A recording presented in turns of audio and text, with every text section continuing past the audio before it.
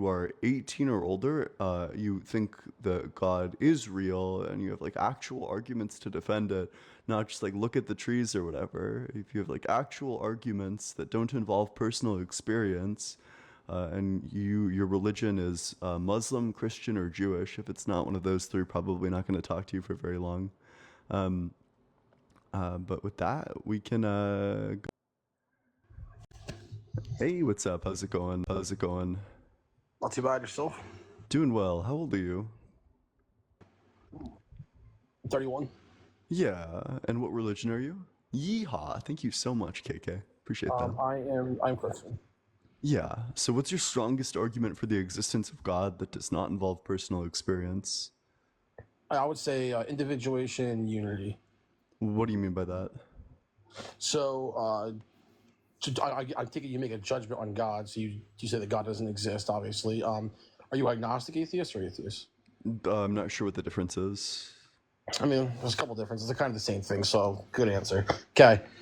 Individuation means that do you believe that we are our own individual people experiencing our own experiences, or do you think that we are just one unified being? Uh, my my experience would probably lead me to believe that I'm like one individual experiencing among like a sea of other individuals also experiencing. But I am like I guess I'm agnostic to the question. I don't have any reason to think that we aren't just like all one being. That's like Right. Right. technically possible. It's just not really in line with my experience. I have no reason to think that.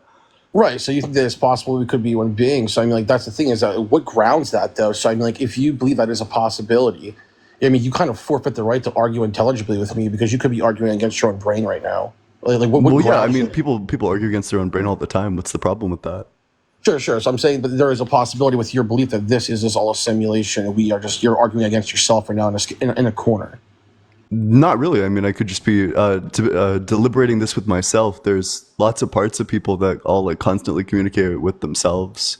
Like your brain is constantly sorting through like different alternatives and coming up with better reasons to convince itself towards one end or a different end. I don't think there's any contradiction in like saying that there's like that we could just be like one brain arguing against itself, but that's not really what I I mean, believe Ian. I though. mean, I'm agnostic to whether that's a possibility because it sounds kind of out there.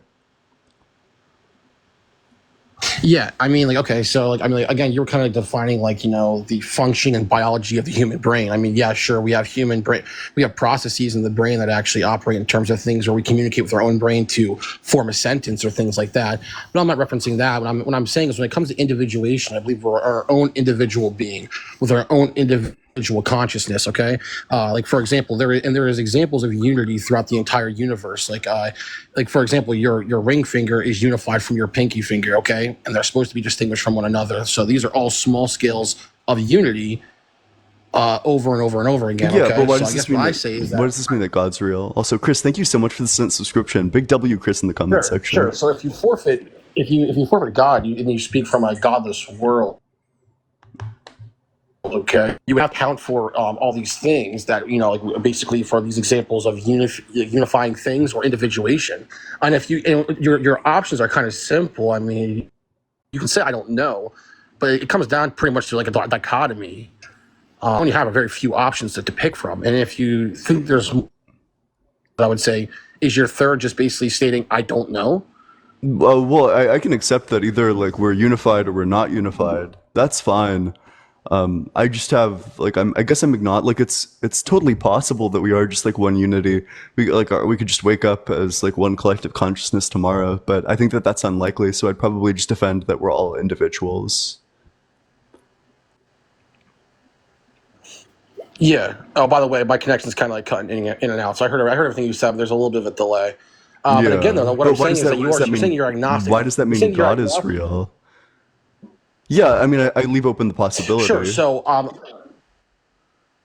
yeah, yeah. So I openly state that I believe that God ambiguously, unequivocally shows himself through creation. He's the creator. Okay. So you ask why God? I say God reveals himself through creation.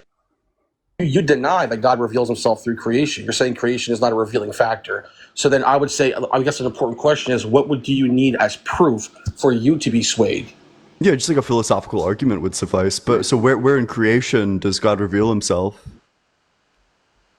Well, sure, philosophical arguments would be like a transcendental argument, but you can't. I mean, do you want to have a transcendental argument right now, or you want to just like? Because You I mean, can. you're going to have to equate for You're more than welcome the to run burden of proof tag will if you fall want.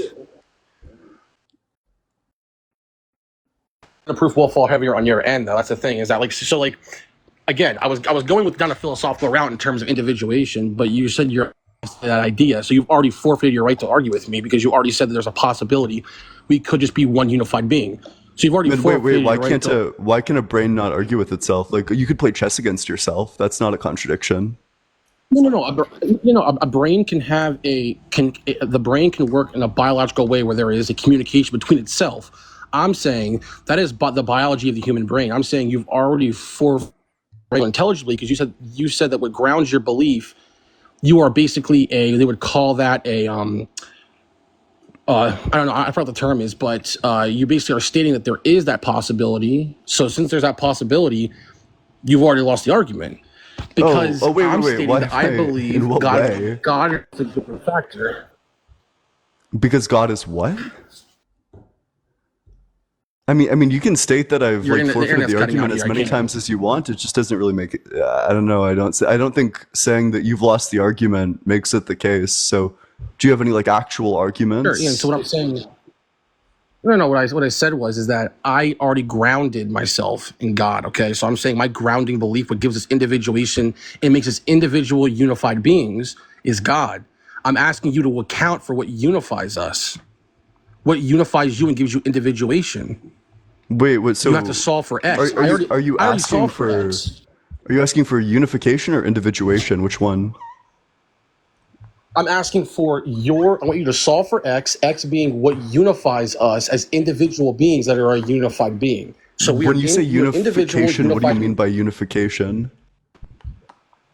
So I am an individual being with my own psyche that is grounded, okay? And I am separate from you. And I have already given you what I believe grounds me in what unifies me. I'm asking, what is your answer for X? Mine is God. Oh, just that I Are you don't just going have to the say, I don't know? experience. I don't have the experience that other people have. So presumably, I have my own experience, and then they have their own experience as well. That seems like the logical thing, the rational and obvious conclusion to arrive at. What? Oh, okay, so I'm going to ask you this question now, okay? How do you know that? Well, because I'm not experiencing what you're experiencing. I'm only experiencing what I'm Okay. experiencing. Know that, Ian. What I'm saying is that we could be the same person right now having this conversation with each other. You Yeah, could be wait. So you could be I'm thinking schizophrenic right now in of a corner talking to yourself. How do you know? I'm thinking of a number between 1 and 10. Which number am I thinking of? Let's see, 7. No. So that's it. I Was it mean, seven, that's Ian? strong evidence right there that we're not the same brain. Because if we were the same brain, then you would have known the number. Sure. Okay, let's move on to. Let me give you a. You want to fill any? Do you want a philosophical argument for God or any argument whatsoever? I think all arguments are philosophical, but go for it. Sure. Okay. Let's start with the starting point. I'd say. Atheists say there is a false dichotomy when it comes to your options you are really left with. Okay. So I would say your options are limited, and I want you to answer these questions for me. Okay. First question. Let's see. Have you ever witnessed matter create itself in any form? Matter create itself. Actually, yeah, Yes. there are. Yes, yeah. Actually, there is. Yeah. Yep. There's like Yeah. specific No. phenomena. So if you have a sufficiently powerful enough electric field, matter actually will just Correct. pop into existence. Is matter energy? Energy is a Can property of energy be matter. matter? No, Correct. energy So is a property of matter.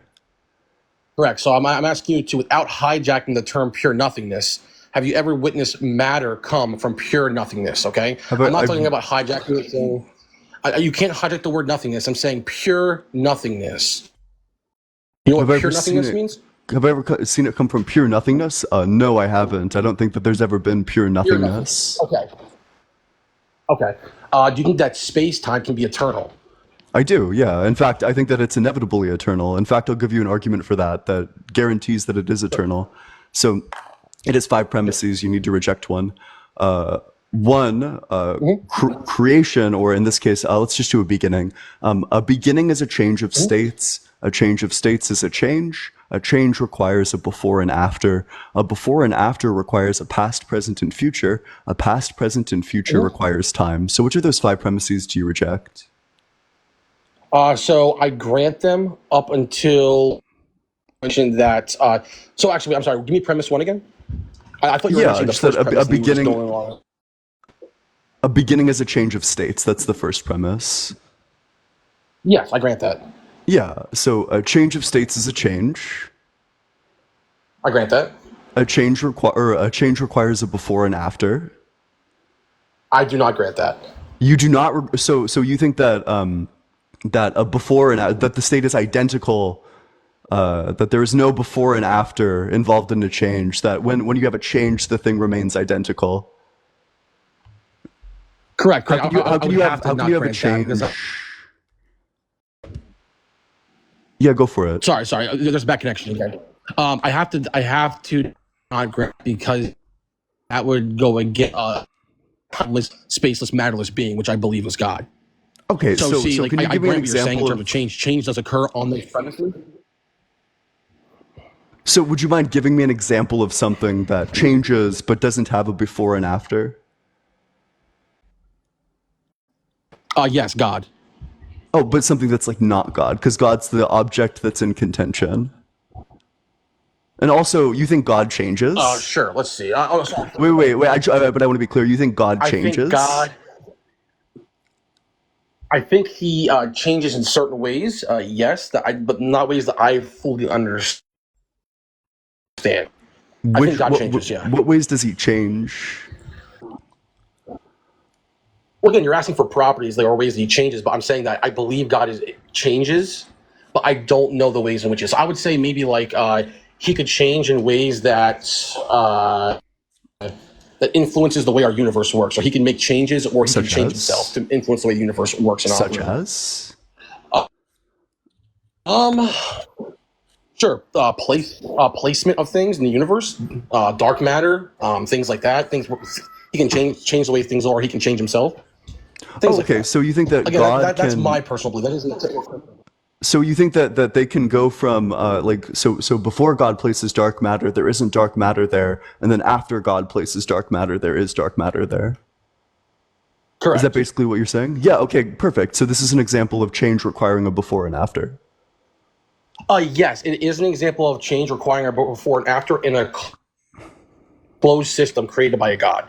Yes. Yeah, perfect. So what you're trying to So provide for God me is an operates outside example of of those something that confines. has changed but doesn't have a before and after. So what's something that changes but doesn't have a before and after?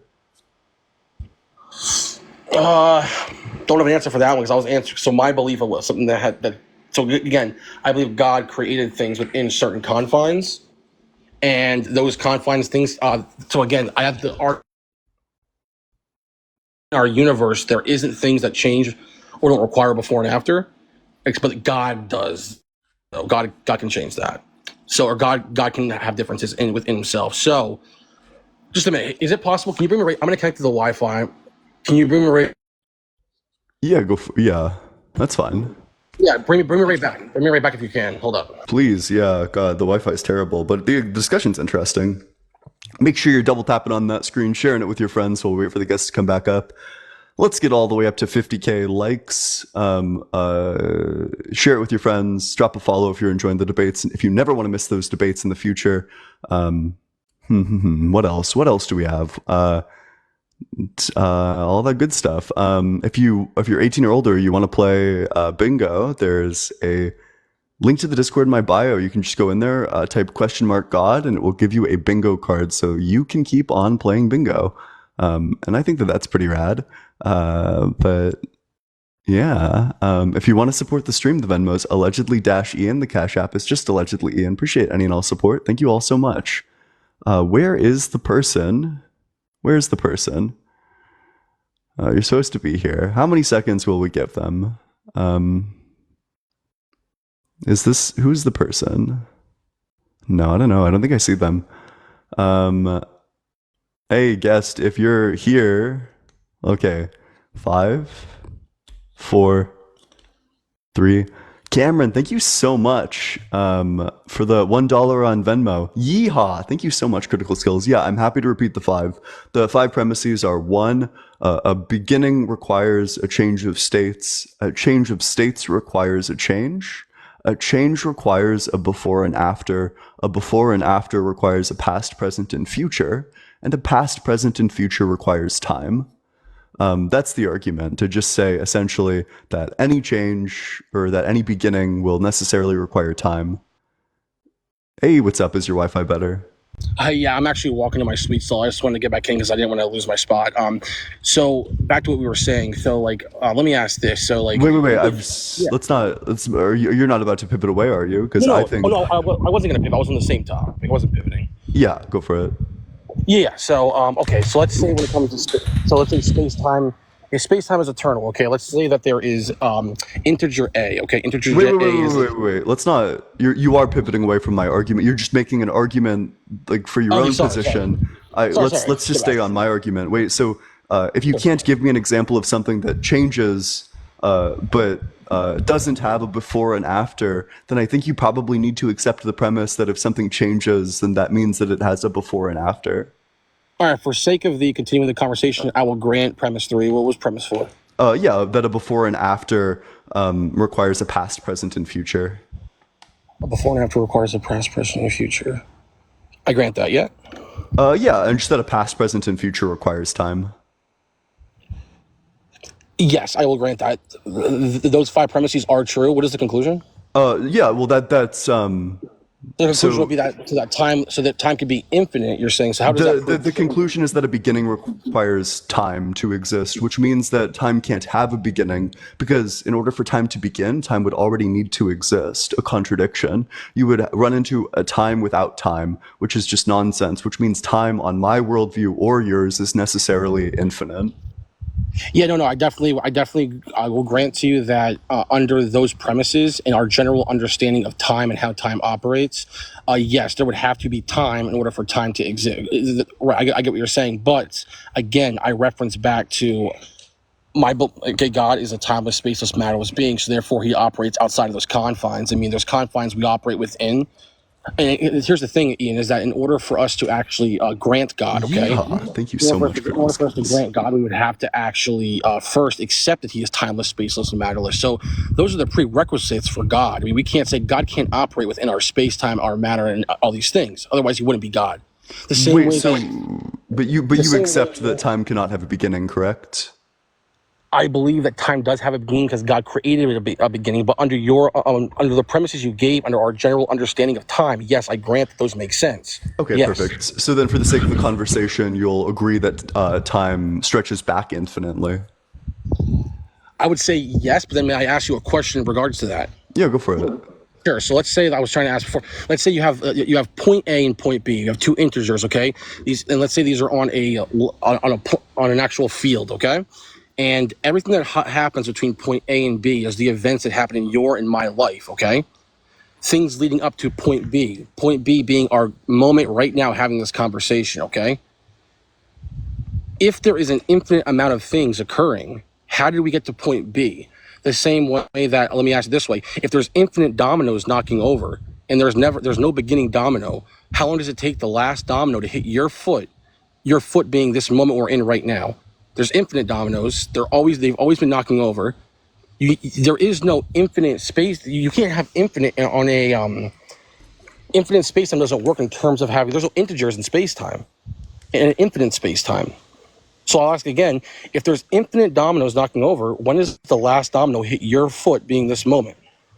Yeah, so there's like 3 things here.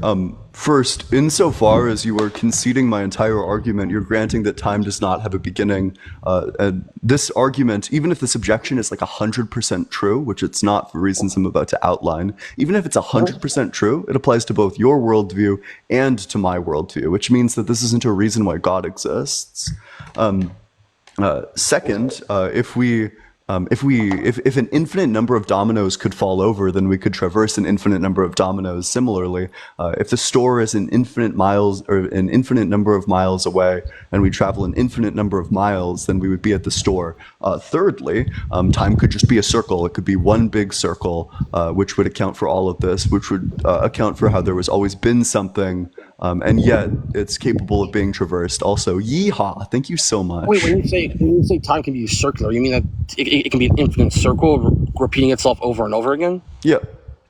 You mean okay? So you're gonna say that that's like account for like deja vu, things like that? No, not deja vu. Just that, like, let's say that after so we have strong evidence for like big bounces and big crunches. It's very possible that the universe just undergoes cycles of big bounces and big crunches, and every time it just recreates like the same universe. Gotcha. Okay. Oh, that's like multiverse theory and things like that. So, okay. Anyway, I'm not gonna go into that. So, okay. So then you granted that matter can't create itself from pure nothingness, but you are denying that space time cannot be it can be Yeehaw! eternal. Thank you so much, critical skills. Yeah, well, so I think that there actually is conservation of matter isn't a thing in physics, so it's like totally possible that matter actually could just like poof out of nowhere under the right conditions. Right. Okay. Anyway, Ian, I appreciate the conversation. I'm still walking here, so I'll let you bring the next person up. I'm gonna stay and listen. Yep. Appreciate you having me on. Thank you. Yeah, it was a great conversation. Appreciate you coming on. All Yeah. right. Take care, man. Yep, you as well. Make sure you're double tapping on that screen, sharing it with your friends, doing all that good stuff. That we can go to the very next guest. Thank you so much. Appreciate that. Hey, what's up, Ron? How's it going? Pretty good. Yeah, how old are you? I'm 25. Yeah, and what religion are you? I'm Seventh Day Adventist. So is that like a form of Christian? Yeah. Yeah, okay, cool. So, what's your strongest argument for the existence of God that does not involve personal experience? So, in order to believe in God, it requires something called faith, right? And that's basically the whole idea of Christianity is that if you believe in God, you have faith that He exists.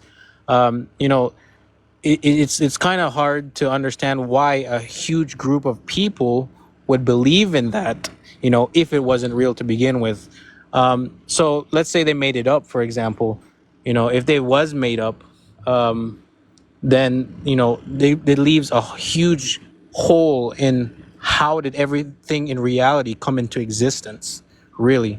We don't have an actual explanation of how everything came into existence. Yeah, I mean, I hear the arguments of over so many millions of years, so and so this matter came into existence, and then it made this and that. But I don't believe that, personally, I don't believe that matter just came into existence. I believe there is a God, and I don't believe that God works within our own reality or our dimension. If He did, He wouldn't be God. He would, He has His own reality or His own dimension.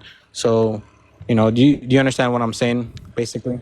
Yeah, so there's a couple of problems here. So first, you with in regards to all the faith stuff, you essentially came in and gave like a long-winded explanation, not why God exists, but why you don't have to justify God's existence, why in your worldview it's totally fine to just believe in things without evidence. Faith is just a No, belief in the absence of evidence. so It's pretending to know things that you don't actually know. I don't know why I or you would ever want to pretend to know things we don't actually know. But in terms of the where did everything come from argument, I can just say that stuff has always existed. That just goes back to the time argument. Insofar as time oh, has already existed, that means space has also always existed, but which that means that claim the that you're universe has making always existed.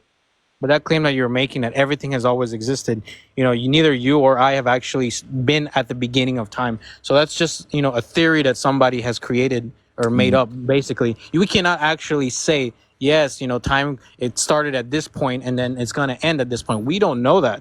I don't think And time the had a only one who beginning. would know that, don't, sorry? I don't think time had a beginning. I think that it's always been Well, it's, here, it's and like, I can know that just based on deductive argumentation. I'll give you five premises. You need to reject one, otherwise you need to accept that time doesn't have a beginning. The first premise is that a beginning is a change of states. Second premise, a change of states is a change. Third premise, a change requires a before and after. Fourth premise, a before and after requires a past, present, and future. Fifth premise, a past, present, and future requires time. Do you reject any of those five, or do you need them one more time? So, well, I mean, it depends on which dimension you're talking about. Then Because if you're which talking, premise would you reject? here's my point of view. If we're on, look, we know we don't know everything in the universe. We might think we do know everything, but if we only know what we can observe or what we can base our theories off of what we know, right? But what we know now is what makes everything real for us. So in our, physical world where we can touch things and see time passing by, yeah, time is, possibly endless. We don't know when it started. We don't know when it ended because, you know, we that's just what we observe from what we see. But if you really look, into the deeper things, if for us to come into existence, it wouldn't, for somebody who created something, like us, it would have had to have been something of a higher power. And that's what I said. It mostly comes into faith because faith is, the belief that God exists. That's why you have faith. And Yeah. so, I cannot scientifically say, that there's, a higher being out there. But if we could prove that, I would. But the problem is that we cannot prove that because we are not in the same dimension as God. God is in a higher dimension than us. He's in a whole different level of existence than us. So we cannot prove it, from based on what we know in this world. So, which premise are you rejecting then? And so that's why I was saying it. It depends on which dimension you're talking about. In Because any dimension, which premise are you rejecting? so they don't work the same in all dimensions. For example, gravity here is not the same as it is on the moon. So in every dimension, But it's the same laws and dimension. theories. No, laws and theories are all different. They Yeah. So work which differently. premise will you be rejecting with that in mind, or do you want the Well, premises again? okay, say what was the first one? Yeah. So a beginning is a change of states. A change of Okay, states okay, is a change. okay. Let's Yeah. start with the beginning one, or the Yeah. first one. Sorry. So a So beginning is the change of states. Okay, yep. okay. For our beginning, all right. So you're basically saying there was a beginning. Is that right or wrong? I'm saying that if there were a beginning, then it would require a change of states. Okay, it would require a change of state. Okay, what would change basically? So in regards to time, which is like the key part of this, if time had a beginning, then that means that it would go from time not existing to time existing. Okay. Yeah, so you agree. So okay, therein lies, the error in that thinking because okay, if there was nothingness, think of this for example. If there is nothingness in the universe, it would that means there is no time. Time is just how would you say, it's like it's a point in space basically, right? So if there is nothingness and then there was a change and then that means there has to be a Yeehaw. Thank you beginning. so much, Critical That Skills. means there has to be a beginning. So if anything came into creation, that means there must be a beginning somewhere. So we have to have a point A. And then Gotcha, the gotcha. point, So you're saying that essentially that if there's a beginning, then there was like a change, that it went from non-existence to yes, for existence. our reality, not for God's reality, because Perfect. So you God does accept not the first operate. premise. So God does not operate within our dimension. That's my whole point. God has no beginning. God has no end. We have a beginning. We don't know when our end is because in our dimension, in our world, our reality is not the same as God's. Gotcha. So you do reject the first premise, though. Still, it sounds like you both reject and accept the first premise. That's why I said it depends all on in which dimension Yeah. you're So talking how would it be about. possible for beginning to not be a change of states in God's perspective? So that's something that we can't understand. We don't understand our God 100% fully how he functions, or else he would not be God. So in order for him to be God, he has to live without outside of our dimension. He cannot live within the confines of our physical world. If he did, he would not be God. There seems to be a miscommunication here. I'm not saying that we need to understand every single minute aspect of God. What I'm No, saying I is that understand there that. shouldn't be logical contradictions within the properties of God. So That so no, so okay, wait, but, wait. I but just want to be clear. therein lies the error. I have a question. Go So ahead. from God's perspective, time existing is exactly the same as time not existing. Is that correct? that the universe when time exists is identical to the universe when time doesn't exist. That these two things are Okay, the same to God. let me ask you a question. Are there more than one? I just asked you a question. Yeah, yeah, I understand what you're saying, but I don't think you It's a understand yes or no what the question. answer. Wait, can you just answer the yes or no question? What was repeat the question? It Sorry. sounds like you weren't listening, but the question again was just so you're saying that it's identical to God, a universe where time exists and a universe that time doesn't exist, that these two universes are exactly the same to God, that he sees no difference in these universes.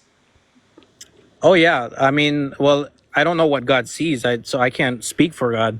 But you're basically proving my point. What I'm saying is that if God lives in another universe, then we cannot see what He sees. He does not live within the confines of our universe. You understand what I'm saying? So there is no way in saying that we can. There's no way that we can say God doesn't exist because our universe does not support evidence for it. It's not. It's not possible. And we can reverse that too. We cannot say God exists because our universe shows the scientific proof. I mean, you. That's why I said it boils down to faith. If we have to believe that something created time for us on this earth, in this galaxy, in the Milky Way galaxy, in the solar system, in the universe, something had to have started it, and that's beginning what scientists, most scientists say that they call that the face of God. That's what they call that. But I They truly, sure don't do that. That's not well, the they case do. at It's all. before Oh, before the prove Big it. Bang, before the Big Bang theory. Oh, Um, before, more than 100 years ago, when we didn't know very much about anything. So, Yeah. so whatever. I mean, I don't know what that guy's name is that shows up on TV all the time. He believes in the Big Bang theory, and he says, and he talk about matter and antimatter and all that. And he says that's what they call the face of God, which they're not specifically stating, that God is a being or a person that is similar to us. He's just saying that that is what started the time for us in this universe.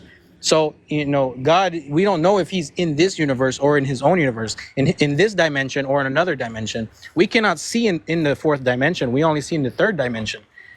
So that's why, we cannot say that God does not exist because our reality does not give us evidence. It just doesn't, it does not give us evidence in our reality. It would, you see what I'm saying? No, because the problem that you're going to run into is just the fact that you now know nothing about the reality you exist in. How do you know that God isn't just making all of your senses lie to you? How do you know that any of the universe actually exists at all, and that you aren't just like a mind that's experiencing the things that God is making it experience, but everything around you is an illusion? How do you know that that's not the case? Well, what do you mean? I mean, because I believe that there is a God. So you're basically saying, how do I? How do you know You just God isn't making all of your senses lie to you and that in fact the universe doesn't so you exist at believe all? there's a God then? Because No, you're I'm saying, asking you from your worldview. How do you know that in your worldview? Yeehaw! Thank you so much, Dave. How do you know from your worldview that that's not the case?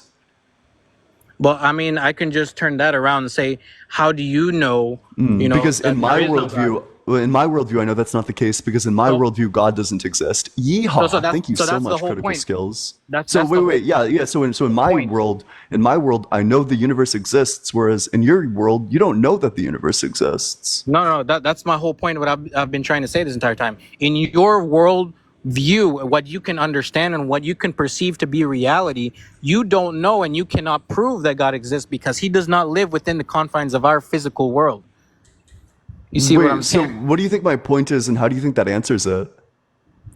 Because you just said that in your worldview, you just said yourself in your worldview, you don't believe that God exists. Well, no, So so in my worldview, because God isn't real, that means that I have no worries about all of my senses being an illusion, about the universe all being fake. There's Okay. no concerns with this. Whereas in your worldview, if you can't understand God at all, you can't make claims about what God would do or wouldn't do, how God is or isn't, then you have to give an account for how you know that literally anything exists. Because the likelihood that all of the universe is an illusion is the likelihood that God wills it to be an illusion in your worldview, which of course is a likelihood that you make absolutely no claims about.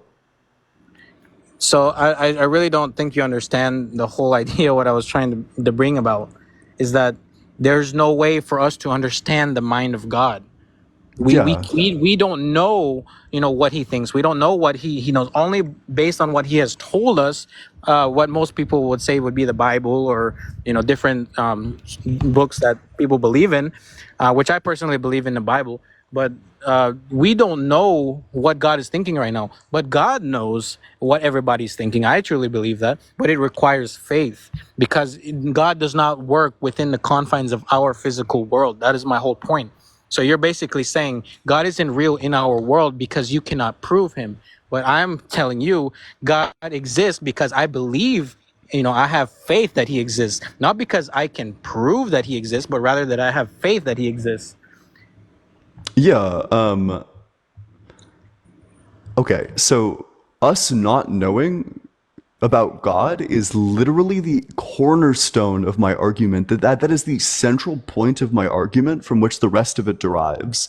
The So, fact that we can't know anything about God in your worldview, if God does exist, that means that you can't know if you exist. You can't know if the universe exists. You can't know if anything is true, because it's very possible that God is just lying to you about everything, that all of your senses are feeding you nonsense. They're feeding you an illusion that God wants you to see instead of like actual reality. That's not a concern in my worldview, so, however, so, so, because I so, have no evidence to think that God exists, and because all of my beliefs are compatible with each other. so And it wouldn't be a especially, concern for me either. but something you Go ahead, especially sorry. can't know is whether or not the Bible is true. If you can't know if the Bible is true, then you actually can't know anything about God. But You have but no reason to think that God didn't you lie to you in just the Bible if you don't make any you, claims about God's mind. you just contradicted yourself, man. In what You way? just said in my worldview, I would have to be worried about, if God is making up the sentences. Then that's the whole point. Then in my worldview he exists, but in your worldview he doesn't exist. That doesn't make any sense. Yes, yeah. So in So my worldview, he no, doesn't exist, but the universe exists. exactly. Whereas in So your worldview, God yeah, but we exists, both but you live in know the same dimension. but you know literally nothing else about the universe. If your worldview is true, it's possible that I'm not real, that nobody else is real. Yeah, You have literally but no way we of knowing that. but you're making the argument that as if we both live in two separate worlds and two separate dimensions, and we don't. We live in the No, same. I'm not. I'm just So talking yes, about a you just comparison of did. our You just said in my worldviews. worldview and your worldview, Yeah, but we yeah. live Wait, in the we live in same the same worldview. dimension, but we hold two different worldviews. Exactly. So What do you mean my whole exactly? That's my exactly argument, what I'm not saying. yours. My whole point is this: that if you're saying that you're trying to use my argument against me, which makes no sense because we live in the same world. We Yeehaw! Thank you so we, much, we critical have we live in the skills. same world. So How do you know so that the basically, world exists? so I'm telling you, in our dimension, I know what is physical, what I can see, and what I can touch, what How I do you can know? smell, and my senses. How do you know? Right? That's the whole idea. We don't know everything in the world. We won't Wait, know everything. you But just what said we you know did now know. is what I'm makes it asking real. you, how do you know? How do you know what you can touch? How do you know what you can smell? How do you know these things? Because we have the senses. That's And the how whole do you point know that that I'm your telling you. senses aren't lying to you because God made them to lie to you? Exactly why I'm telling you. If you're going to use God, saying How that do you God know? is the one who gave them to me, then you're just basically saying that God does exist. I So mean, it's an internal critique. So what I'm doing right now is I'm presupposing the truth of your worldview for the sake of argument to find contradictions within your worldview. yeah. So I'm I'm doing not. the So same thing to I'm you. talking about the failings of your worldview. That's not committing myself in my personal life to your worldview. I'm showing you the contradictions that arise if one takes on your worldview. So I'll ask you again because you didn't answer. Okay, How do you go know ahead. that God didn't make your senses just to lie to you? That your sensory information is accurate at all? That's why I told you earlier. We don't know what God thinks or what He does or what He knows. We don't know that. and we will never know So that. you have no So idea if the universe exists at all. You have no idea yeah, I whatsoever. do know it Oh, exists so because how do you know that the universe because it exists? lives within what we can feel, what we can touch, what we can But see, how do what you we can know that observe. these are reliable mechanisms? So in my worldview is what I'm telling you. It doesn't matter whether we know they are true or whether we know they're false, because if God exists in my view, the whole argument is basically that God exists, and so He does exist in my world point of view. So So you actually we just cannot. contradicted yourself, and I'm going to show No, you exactly how. So I'm asking you, how do you know the universe exists? yeah, You say, I know the universe exists because my senses tell me the universe exists. yeah. Yeehaw! Thank you so much, Jay Smooth. I ask you, how do you know your senses aren't just lying to you? And your answer to this is, I don't know. If you don't know, then that means it's possible that your senses are lying to you, which means it's possible that the universe doesn't exist. So obviously that's not making any sense to what you're talking about, because what you're saying basically is because you don't believe there's a God, then your senses are correct and mine are wrong. That Because makes my no senses absolute are no sense. reliable. I have no reason So you to see think what that I'm my saying? Exactly. So senses. I can use that same argument Wait, wait, against wait, you and say wait, my wait, senses wait. are reliable. You didn't let me finish the argument. So in my worldview, my senses are reliable, and by reliable I mean I don't have any beliefs that contradict or allow for the Yeah. possibility of So contradiction with that. Whereas in your so worldview, you don't but know if God made your senses just to lie to you, which means so you I don't can know if your senses are reliable you don't either though. because there is a proposition in your worldview at the very center of your worldview No, that you but remain we're agnostic on. You say, I no. don't know whether or not God would make my senses to lie to me. Whereas I say, I have literally no reason to believe that any creature of this power even exists at all. In fact, all of the information I have would lead me to the conclusion that That's no such being exists. That's a terrible argument because we both live in the same world. So if we But we both have live two in the different same world, worldviews. yeah. But if you live in the same world, right? We're talking about the world, not the world view We here. are talking about the worldviews. Okay, so this is my thing. How do you know for a fact that there isn't a God and that is not doing the same thing to you, that are controlling what you see, what you smell, what you hear, what you know? How do you know that there isn't a God? So that's I'm That's just super using the easy. Yeah, argument I'll tell against you. you. Yeah, I'll tell you. Yeah, that's super easy. So the reason that I know God doesn't exist is just because the existence so the vast majority of humans who have ever lived, if you analyze the groups who have died the most, you would find that the group that has died way, way, way, way, way, way, way more than any other group in the history of humanity is children who have died from natural causes. This group dwarfs any other group 7 to 1. It's going to be children who have died from natural causes. So, if God exists, or so God cannot exist, because if God exists, then he would be loving, but he can't be loving because he clearly hates kids if he's going to be killing them with natural causes so often. So I just ask you, if God Okay. exists and he's loving, then why is he killing so many children? Okay, but I mean that's a terrible argument because then you're saying basically God exists and he's not a loving, caring God. There, because there's so many kids, therefore he does not exist. That makes absolutely no sense at all. You know Wait, why we like not? Well, so I because actually asked what I you. I told asked you you a earlier, question. what Actually, I told you, what wait, I wait. told you I asked earlier. you. I asked you a question. The question was, if God exists and He is loving, then why does He clearly hate children so much? So that's what I'm trying to answer. Everybody wants to blame God at the beginning and say, God, why, if he's all loving in this, you would have to understand from the beginning, of what happened. But we are not able to understand from the beginning what happened. You were not there. I was not there. What we do know, though, is what makes it real for us is what the Bible says and what we understand from what the Bible says. So what I'm telling you here is basically how if how do you know that it's God that is allowing this rather than the alternative, which would be Satan, that he would be he's the one. How do you know it's God doing this rather than Satan?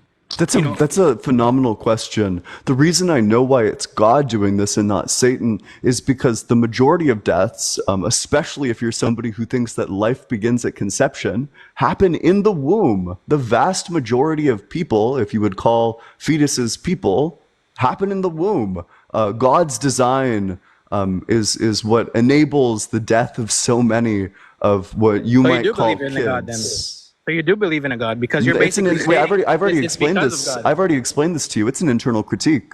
This isn't my worldview. This is Well, talking that about is your worldview. contradictions in That's what your you're saying. worldview. I just No, told you it's I not don't my believe that. worldview. I don't think I God don't believe. I exists. don't believe that God is the reason why so many kids have died. I really don't Yeah, believe yeah. that. Wait. So what I would be mean, the if explanation? you So look at world religions, who designed the if you womb then? Who designed if the you look, womb?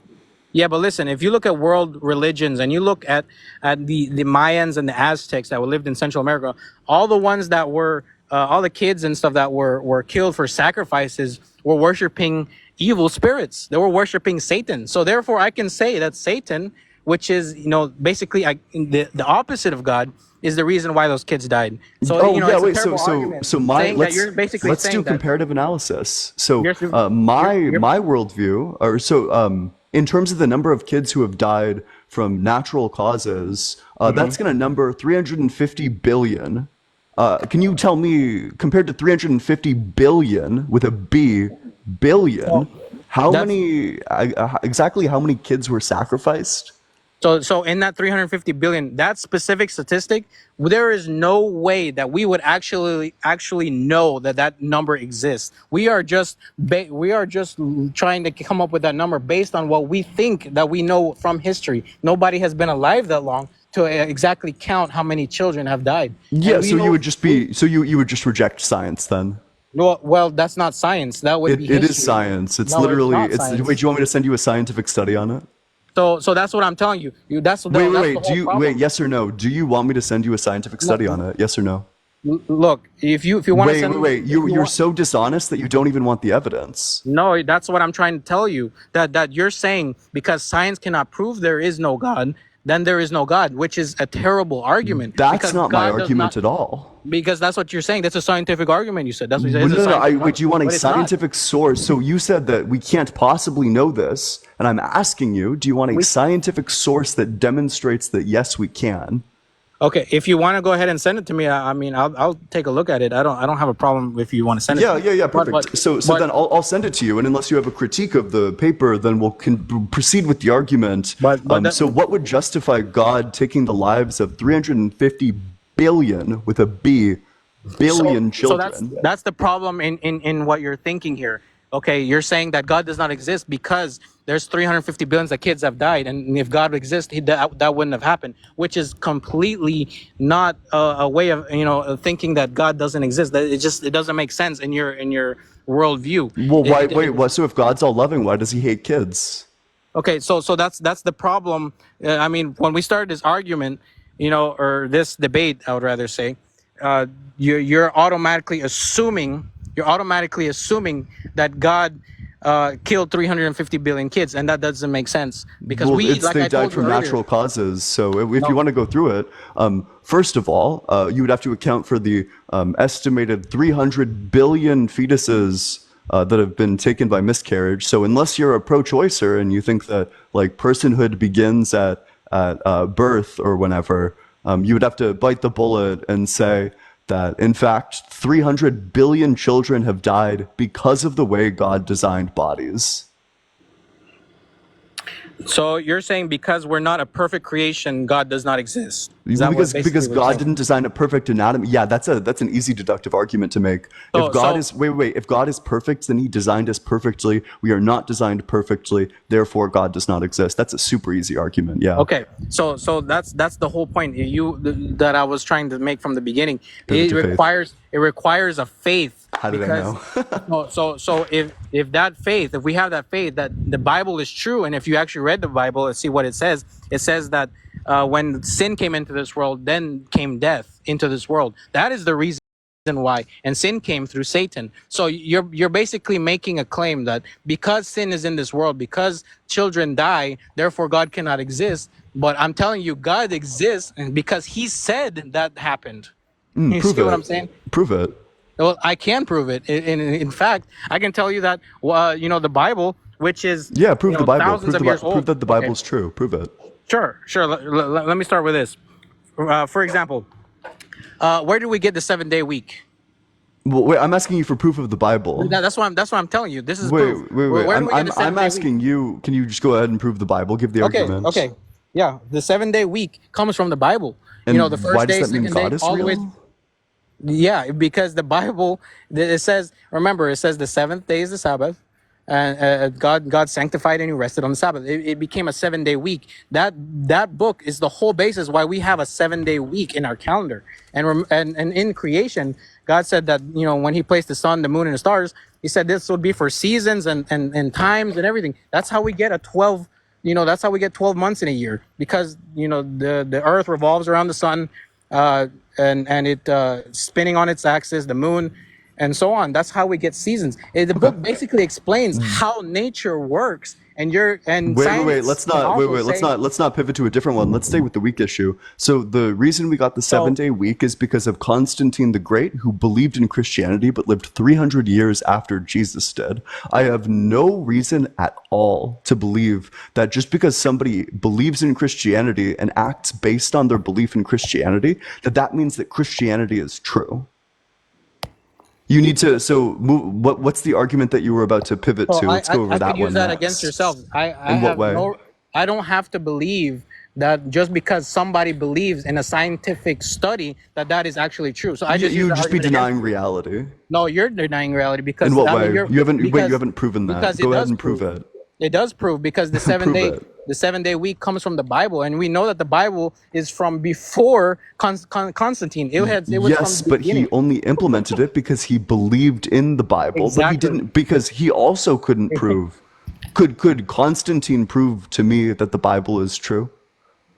I mean, I don't know what Constantine thought in his head, so I Perfect. can't So say that for sure. if Constantine couldn't prove to me the Bible, So or if you're agnostic to whether Constantine could prove to me the Bible, then that means that he was doing this based, much like yourself, on no evidence. Which but means that I have no reason it to is think evidence. I have You're no just reason to refusing to think see the I have evidence. no reason to think that the 7 day week is going to be a result of the Bible actually being true. I only have reason to believe that the 7 day week is going to be a result of people actually believing in the Bible. Okay.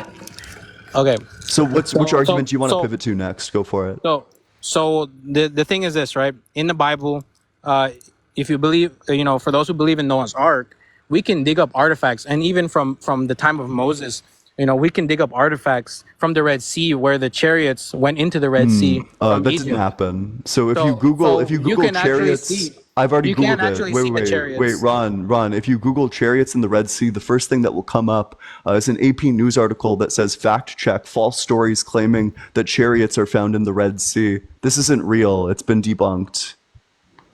Okay. But let's talk about Noah's Ark. So if the flood happened, how did the Australias get back, or how did the kangaroos get back to Australia? I You can't have no explain that, idea. because I don't know, but I Okay, so can tell you. if there was a global I flood, can then where did the trees come from? I can use that idea against you. We can find seashells, in fact, actually on Mount Everest and Yeah, on top of the high that's going to mountains. be because of tectonic plates work. They form mountains by pushing the plates together, which means Okay, that this is so exactly what's expected. exactly. So what I can tell So you this is is that evidence for a that very dude. old Earth, not for the flood. So I can tell you that the flood was the only reason that those shells would be at the very I just gave you a tops of different mountains. reason. I just gave you a different reason for why they would be at the top of Mount Everest. Yeah, that I mean I don't believe what you just said, You because don't believe in tectonic plates? You can literally go and see the yeah. San Andreas Fault in California. What do you mean you don't believe in No, tectonic plates? no, I don't believe that the tectonic plates made Mount Everest. Oh, and what's your You know, evidence for that? what's your evidence that they did make it? I mean, Oh, yeah. So that's that's just that's just absurd. going to be because we know the rate at which continents drift, and we know what happens as they come together. We know that the formation of mountains strictly is the result of tectonic plates coming together. This is a basic science fact. You can easily look it up. Okay, so I'm just going to tell you this, right? You're just going to pivot to faith again. Go for it.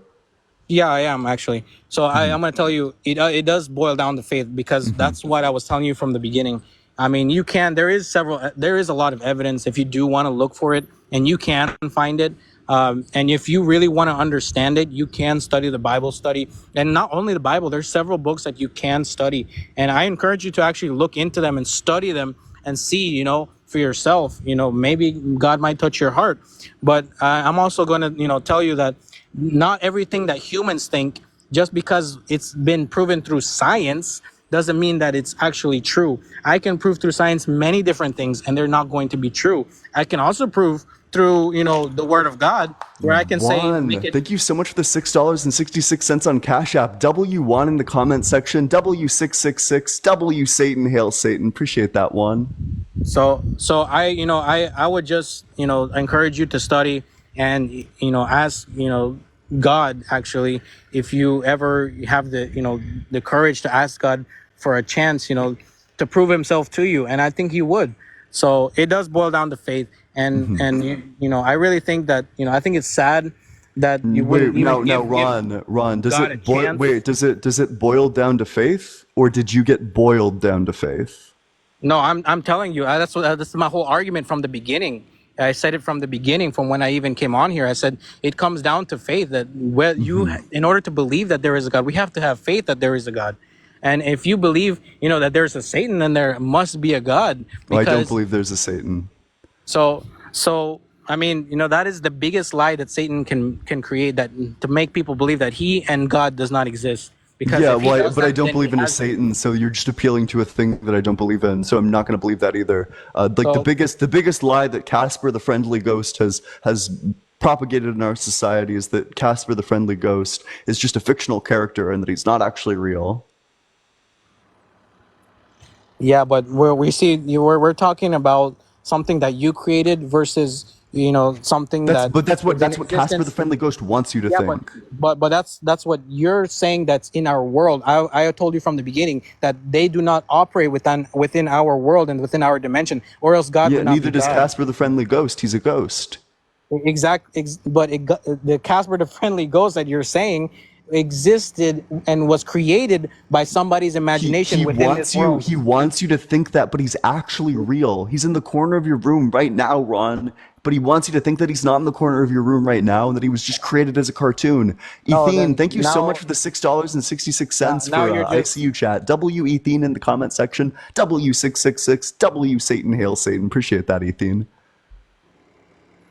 I just want to encourage you, man. Just if you do a little bit of studying, Word of God, and just try to understand, God, then I think you will come in, and So I've understand. actually recently been looking into God, and I just have a couple questions about a few things. Sure. Was Jesus executed before Passover or after Passover? I believe it was after. Oh, so you would disagree with some of the Gospels? Well, we know that Jesus ate the Passover, and that's what the Gospels say. Not They all of actually them, say. because some of them say that he was executed on the preparation day. Okay, but you have to understand that God had many years on this earth, and there were many Passovers. So there was not just on one Passover.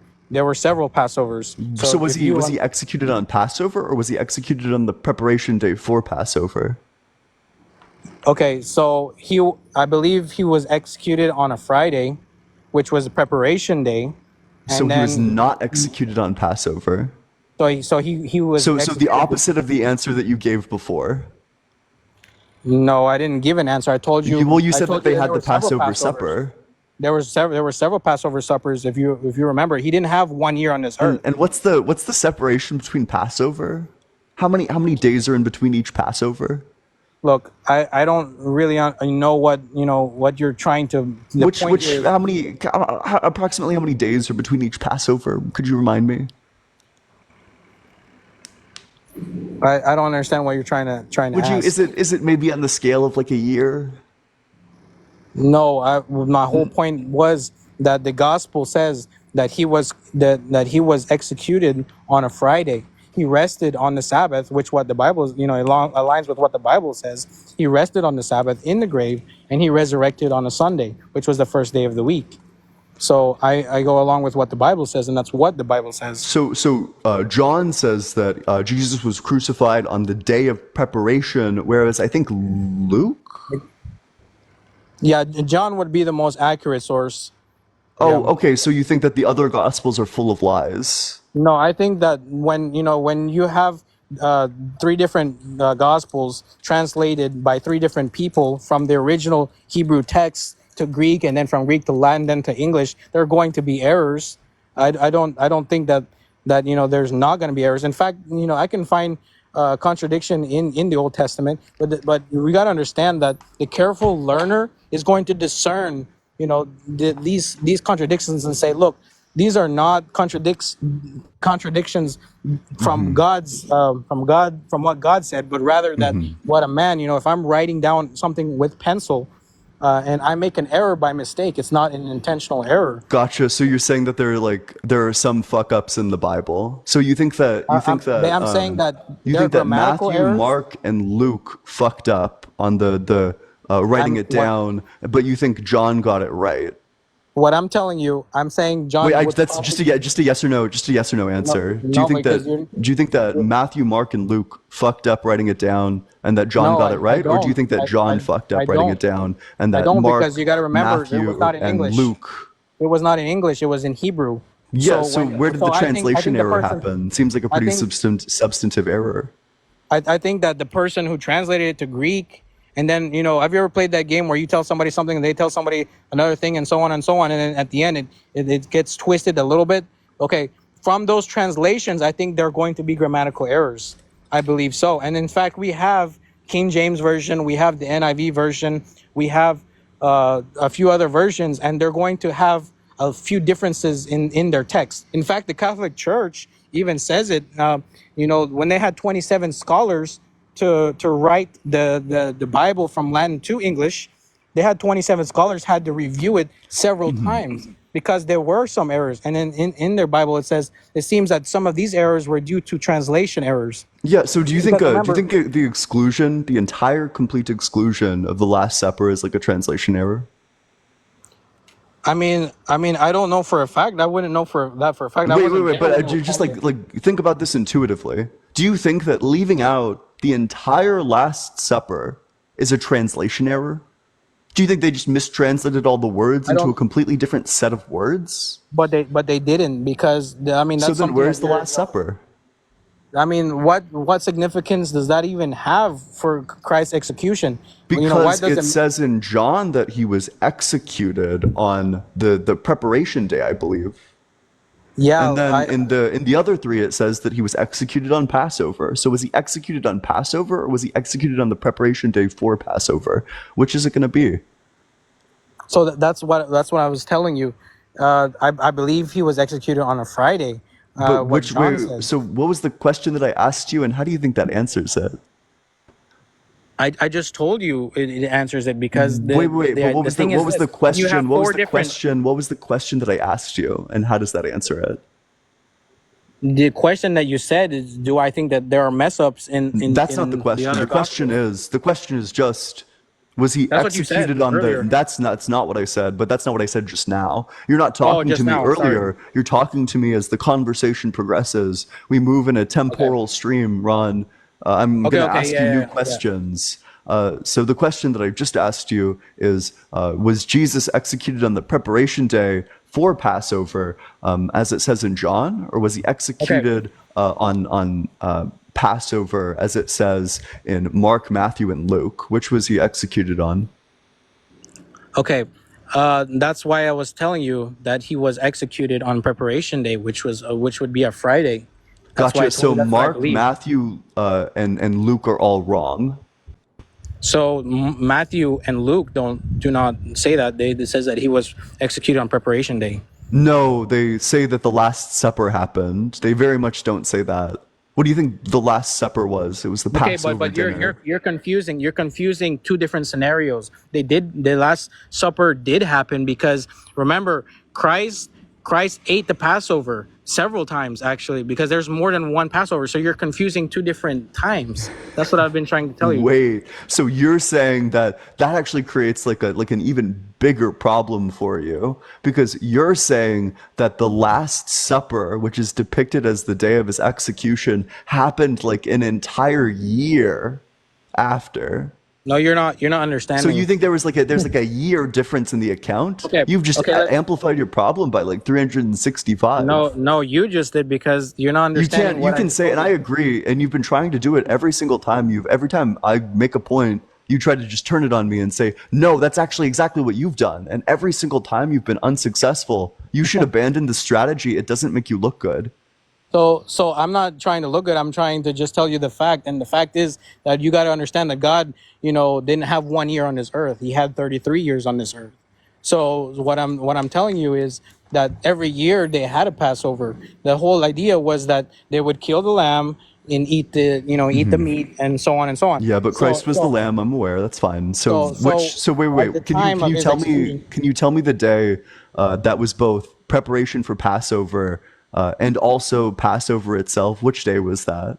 Okay, so let me give you a little bit of a history here. The Jews actually had several days of preparation. It actually began like on a Wednesday at that time, but I believe that he was crucified on a Friday, and that aligns with what the Bible says. And the Bible says that he was crucified on that day. Okay, so if he was crucified on a Friday, he rested on the Sabbath, and he resurrected on a Sunday, along with what the Bible says. Do you think that you're a good listener? I mean, I don't know how or why you're asking that. Because the follow-up question is just, what was the question that I asked you? Well, you just asked me several times, I if asked he you a was new question crucified that on the. time. So will you be able to tell me the new question, or were you not listening? Well, repeat the question. You do, yeah. So you weren't listening. So you are a bad listener for future reference. The question was, could you tell me the day which was both Passover itself and also the preparation day for Passover? Could you tell me which day that is? That's exactly what I just explained to you. Then, so I did answer your question, and which that's what I said. The Jews at that time, would start preparation, sometimes on a Wednesday, and they would, continue until they ate the Passover. So So what's my question, and how does it answer? How does that you answer just it? said what day was the preparation, and then what day was the Passover. That So wasn't you are a bad listener. That wasn't the question either. The that's question what you just is, said. so in one single day, this day is both Passover and No, also that's an preparation observed for question. Passover. That's an observed question because that doesn't make any sense. You're not. Oh my God, Ron, thank you. It doesn't make any sense. It can't be the case that there is one day that is both preparation for Passover and also Exactly. Passover itself, which means that it needs to be two separate days, Oh, that's what I've been saying all this time. which means that the day that Mark, Matthew, and Luke refer to is And that's why I different told from you the day that John refers to, which that. means that there is a discrepancy between the Oh, account of Mark, Matthew, and Luke and the account of John. and that's why I told you that when in translations there are going to be errors. So you got to remember that it was translated from Hebrew to Greek, Greek to Latin, So Latin to which one English. is wrong? I mean, the idea is that Christ died. The Wait, idea which is one? not which day it was. But the It makes idea is no that Christ difference. died, but the question was which one is wrong? It makes no difference to me whether the day was the Passover or the preparation And day. I agree, you can say it makes no difference to you, It but makes which one of so are Mark, Matthew, and Luke wrong, or is John wrong? I mean, I can't say that for a fact. I mean, but what I can tell you is that he was crucified on a Friday, which Yeah, was and I didn't preparation ask day. for that. And also, what you can tell me is that there were mistakes in the Bible. You would affirm that there were mistakes in the Bible. Oh, of course. I mean, Perfect. grammatical mistakes, because like Wait, I've been saying, how is it a grammatical mistake to get because the entire remember, day wrong? That's not a no, grammatical mistake. That's a semantical mistake. That's remember like a when there were mistake of like the meaning of the words themselves. when there were and certain words in Greek sometimes cannot be translated into English, so they use the closest thing possible. So And when the Bible was written in Greek, there were no punctuation marks. So and also in when the Bible was in Hebrew, there are pieces missing because we which word have was lost pieces. mistranslated in this case? I mean, I can't tell you that for a fact. I mean, so I can't tell you Gotcha. exactly So which you one was. think the word of God has some mistakes in it? I think it has grammatical mistakes, and I But no, no, think no. that where the Like it has colorful. like non-grammatic. It has like content mistakes. Like some of the things that it claims are not true. No. That's a completely different thing. The truth is that Christ died. Oh, You see, that's so could it you're be making an true? insignificant. You're Could it be making an true? insignificant claim. I mean, Could it be true that both Christ died on the day it was Passover, and also that Christ died on the day that it was preparation for Passover. Yeah, Could but the that be the Bible doesn't case? say that. That is what Doesn't the say Bible. what Well, you're saying. but the Gospels No, say that. no, the gospel does not say that. Gospels have a discrepancy. So like what you said earlier. They have a discrepancy. Perfect. Exactly, exactly. So they don't say So that he one was of them needs crucified. to be wrong. Exactly. Well, and in that little error, yes, but it But doesn't mean the entire that's not book a is wrong. grammatical error. That's not a minor error. Look, That's a you got the when I entire make day. You got if I the make a entire sign, day that your Messiah was executed wrong. The entire day. look, the idea is that Christ died for our sins, not on exactly if it was Passover. That makes no significance to to the religion or to the actual context itself. It It makes just no seems like they difference. can't get their story straight. It seems like whether the Last Supper happened or didn't happen would be a thing that you remember. The I mean, you're not understanding what I'm telling you. I mean, it's going out in one ear and it's going out the next. I I just told agree. you from I could say the same to you.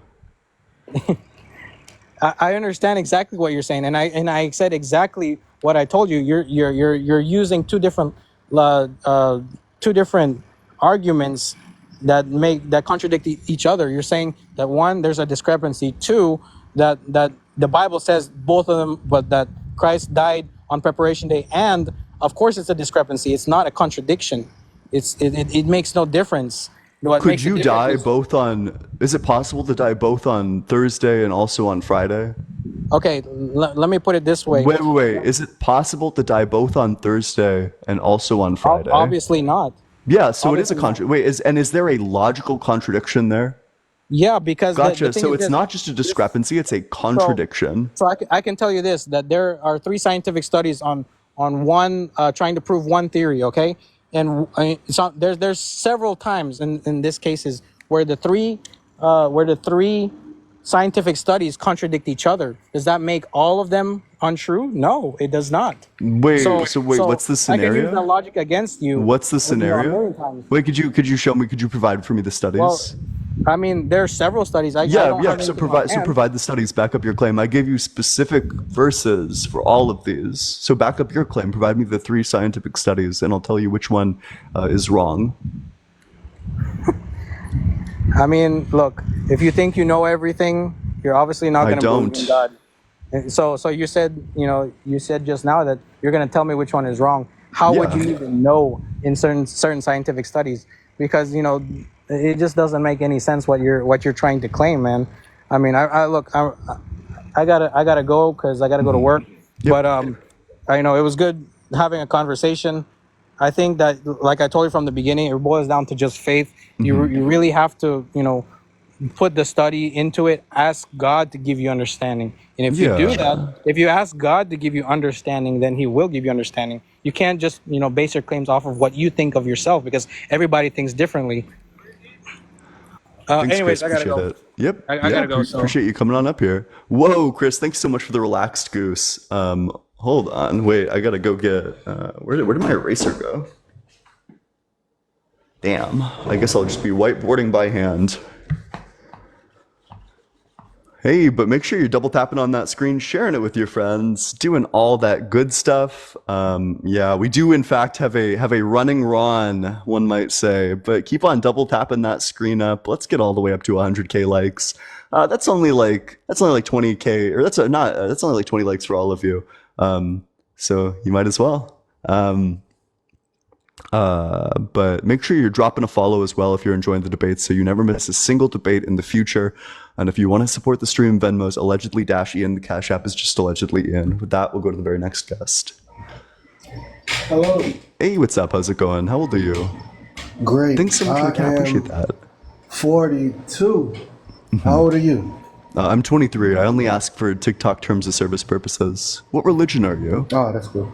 No religion, sir. Okay, Spiritual, if you I'm want only to call looking it, to but debate yeah. people who are Christian, Muslim, or Jewish. If you're not Christian, Muslim, or Jewish, I'm probably not interested in debating you. Also, make sure you're 18 or older if you're in that guest request box, and please come with arguments. I'm begging you. Hey, what's up? How's it going, Soza? Hello, Yeah, how old are you? 21. Yeah, and what religion are you? Christian. Okay. So, what's your strongest argument for the existence of God that does not involve personal experience? Okay, are you familiar with C.S. Lewis? Yeah, I am. Okay, I would say my strongest argument is like law of human nature, and what he talks about in Mere Christianity. I don't know if you've read it or not, but I could go more in depth. Yeah. What do you? So, thanks, Barnabas. Appreciate that. Yeah. Can you give like the argument specifically? What about human nature? Yeah, I'll give this, and then I had a question for you too. Yep.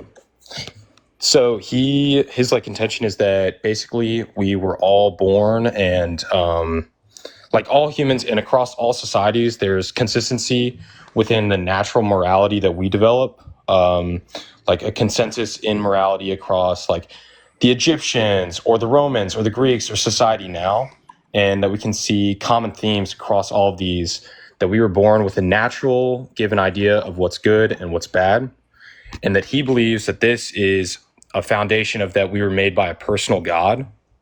He believes that there was a designer, and because that we are all born with a similar idea as societies like throughout history have all had a similar idea of what's good and what's bad, and we can see consistencies in that, that shows that we were designed by a personal God who, and like in the Bible says, you're made in the image of God, and that's like the law of human nature that we're kind of ingrained with.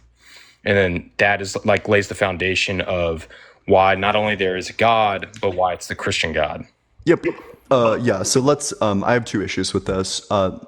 The first is just going to be the fact that there actually are pretty large differences in what was considered moral or immoral in society. And that's largely given to you by the society that you're born and raised in. For example, if you live in like a tropical society where it's extremely normal for women to go like topless, then it's not going to be seen as like even like something to bat your eyes at if you see like a woman out topless. Whereas if you yeehaw! Thank you so much. Appreciate that. If you if you developed in a society where that was not the case, then there actually would be some sort of like social taboo and a sense of immorality, like sexual immorality, that would be attached to something like going outside topless if you were a woman, which means that large parts of your morality are going to be societally shaped. The other problem is that I think evolution can account for a large part of our moral intuition. There's good evolutionary reasons why we would not unalive people who are in the same tribe as us. There's good reasons why we would not want rape to occur. There's good reasons why we would not want incest to occur.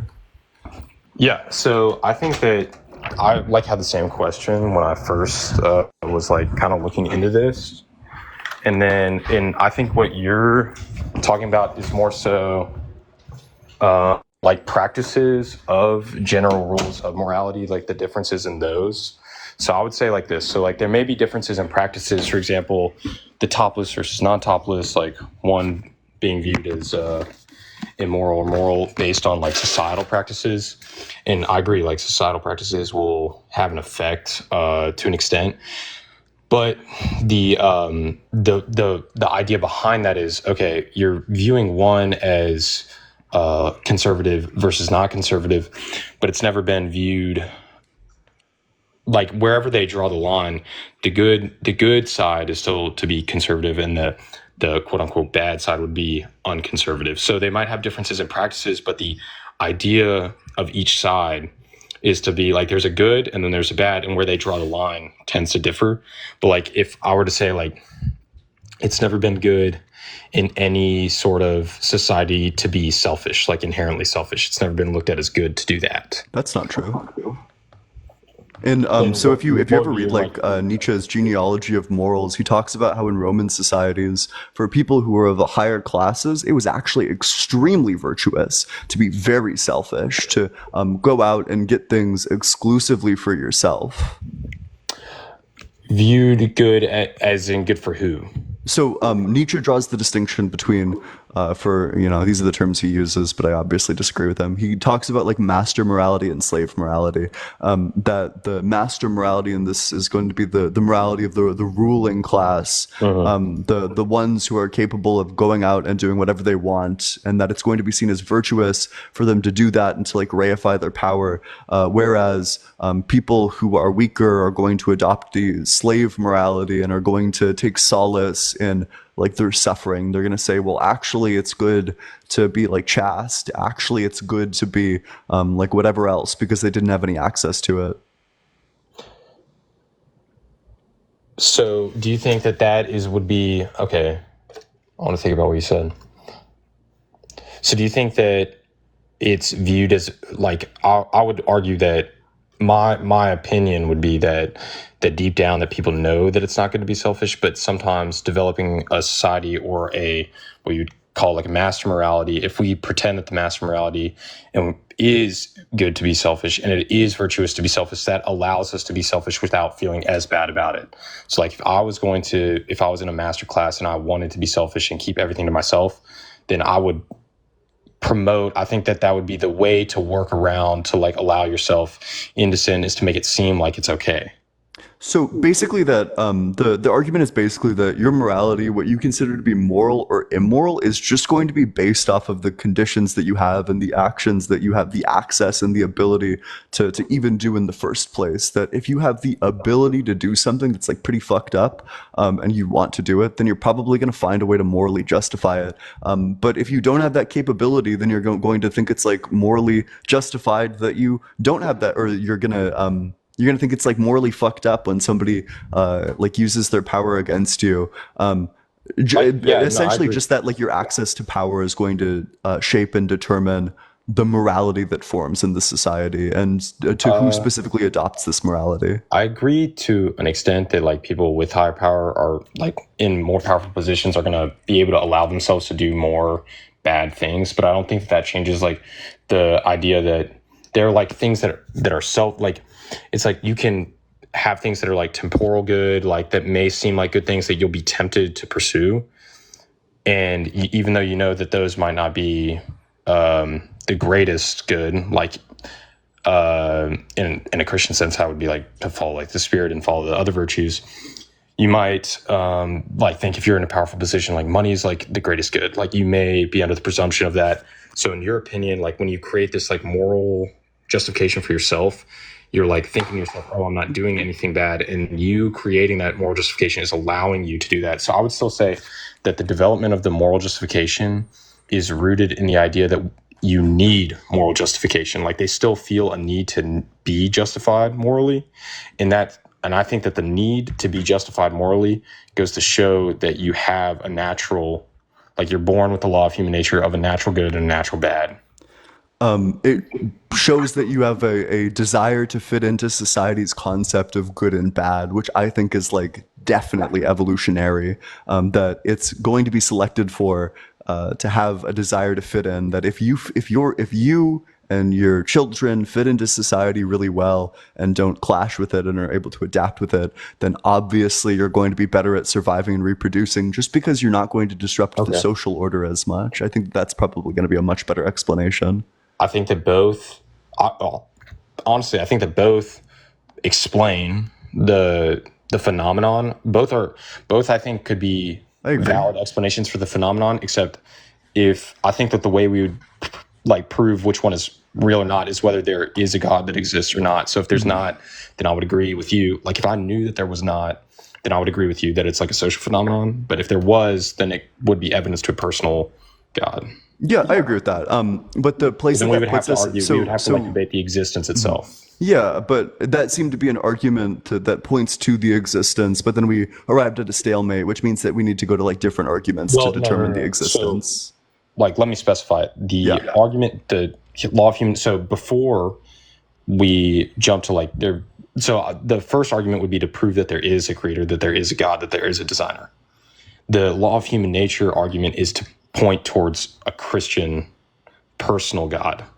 So there's like two stages of development. We can't just like jump the gun to one. There first has to be like a creator and like say, okay, there's like a need for a designer or a creator. And is that designer, like, what are the characteristics of this like being or whatever it is? Is it personal? Is it not personal? So the law of human nature doesn't prove that there's an existence of one. It proves that if there is an existence of one, it would be a personal God, the Christian God. Does that follow? I'm not going to get pedantic, but I don't know. Like, I think I'd probably accept before the Christian God, I'd accept like a deist God who just said like Shazam, and then the universe popped out of nowhere, and then it underwent exactly the process that we think it does, or that we think it underwent after the Big Bang, which would be on the exact same. Like if you prove a god, that would just default to like the evolutionary explanation. It's just that the evolution was like caused by like an indifferent god who doesn't care and then like fucked off somewhere. But that's, I don't want to get pedantic, so we'll say sure. I'll say sure. I'll accept that. If you can prove that God exists, then I'll accept that it's like the Christian God. That's fine. Okay. So, so are you asking me for my like Yeah. existence of creator? Yep. Okay. I'm happy to talk about this. And then I had one. We can decide what to talk about first. Let me ask this question first. This is what I came on here asking about, and then we can go wherever. So, like, I remember, I don't know what the dude before me was talking about, but he was saying that you made an argument that like a good God can't exist if bad things happen, or like some argument on like evil or why do bad things happen. I didn't know if y'all talked about that before I got on. Yeah. Do you want me to run you through the argument? That's not. I wouldn't stand by the formulation of what you just described, but I know what argument's being referred to. So it's not that God is incompatible with like any evil or like all evil, just that God is incompatible with like a specific form of evil that we see. Specifically, if you look at like the history of humanity, the group who has like been unalived the most is by far and away. It's not even close to being close. Children. So okay, wait. First of all, let me formulate this in your terms. Okay. So can I ask? Do you think? Would you consider a fetus a child, or do you think that like children are only like children when they're born? Like I would consider, like, do I consider like a fetus? Yeah, like, we're not moving to morally abortion or valuable? anything like that. I just need to know where you stand on it because it affects the statistics. Yeah, I would say child. Yeah. Yeah. So then, in your worldview, from like the perspective of someone who considers a fetus to be a child, it's not even close to being close. The group of people who has died the most is children, and they've died of natural causes. That there's been 300 billion with a B, children who have been who have died to like miscarriages and like stillbirths, and then there's another like 50 billion with a B who have died to things like disease, who have died to things like famine, who have died to things like a trauma response, where their organs would survive but their body went into shock. So entirely like natural causes. So I'm not sure how an all good God is compatible with the fact that for every one human who made it to adulthood, there were 7 children who died. Okay. Yeah, I haven't heard this before. I'm not doubting you. I'm just wondering where this came from. Yeah. If you want the name of the take your word article, for it. it's a philosophy paper titled "The Odyssey's Problem: A Statistical Look at the Holocaust of the Children and the Implications of Natural Evil for the Free Will and Best of All Worlds Hypotheses" by George Paul. Okay. And do you know like a brief summary of like their methodology on doing this? Yeah. So the methodology is essentially you start with like estimations about how many like humans have existed ever, and then from that you like find out how many more, like what that means for the implications of like how many more died from like miscarriage or just like failure to implant properly, or like stillbirth. And then so I think like the starting number is like 150 billion humans who have actually like lived total, and then you would just add on like all of the miscarriages, which gets you to like 500 billion. Like 500 billion, and then from this 500 billion, you now have like you have 300 billion of them, like 300 billion of these children or of these like deaths, and then you have another 50 billion from things like diseases and starvation. Okay. That essentially gets you to like a 1 to 7 ratio of dead children to adults who actually made it the full distance. It just seems an awful lot like God hates kids is essentially the argument. Yeah, no, I haven't ever read that, but I'll take the study at like what it's worth, because even I think if it's like, I wouldn't make a numerical argument, because even if it's off, like even like half the number would be Yeah. Still, hold on, let me think. Well, I would say one. I think there's always.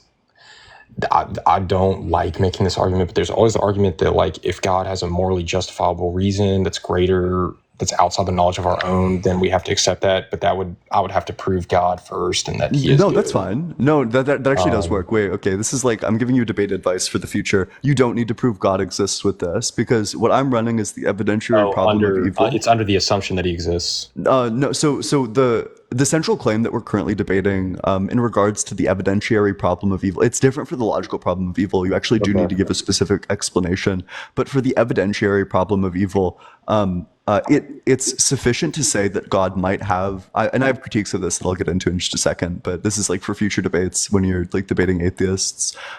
You don't have to prove God to run this, to run skeptical theism, because the claim we're debating is the evidence that currently exists in the world more compatible with the worldview where the Christian God exists, or like I defend naturalism. So is it more compatible with naturalism or the Christian God?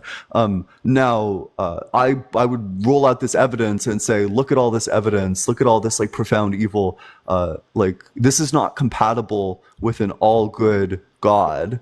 And then the way skeptical theism operates is to say that's not true. We can't make that claim. We actually don't know what is or isn't compatible with an all good God. We don't know. We don't know that this is evidence against it because we don't know his reasons are like higher than ours. Does that make sense? I understand. Yeah. Yeah. So, okay. And now to the critiques. I think the strongest critique against skeptical theism, in my opinion, is just that it devolves into global skepticism. If God's reasons are higher than your reasons, how do you know that all of your senses aren't just lying to you? That God isn't just like deceiving you about the existence of the universe? How do you know that literally anything exists? If God's reasons are above ours. Yeah, like what? How do you know that God doesn't have like sufficient reason to just make all of your senses lie to you? Oh, I understand. Yeah, I understand the question. Yeah, I hate to. That I would say that. So you're saying like if like that I could be completely misinterpreting reality just because God made it that way. Yeah, that God could be, you could be like the only thing that it could just be like your mind, and then Like God, solipsism. and God is just like giving you like all of this input data, but in fact, like all of reality is fake. If you know anything about, it seems like you know like a fair amount about philosophy. So, are you familiar with Descartes? Like slight. I don't really read that much philosophy, so That's okay. So Descartes basically starts from like, okay, what if there's like an evil demon who's like deceiving me, and I like he's like playing mean tricks on me, and like everything I know is a lie. My senses are a lie. I don't know that anything exists. How do I get out of this?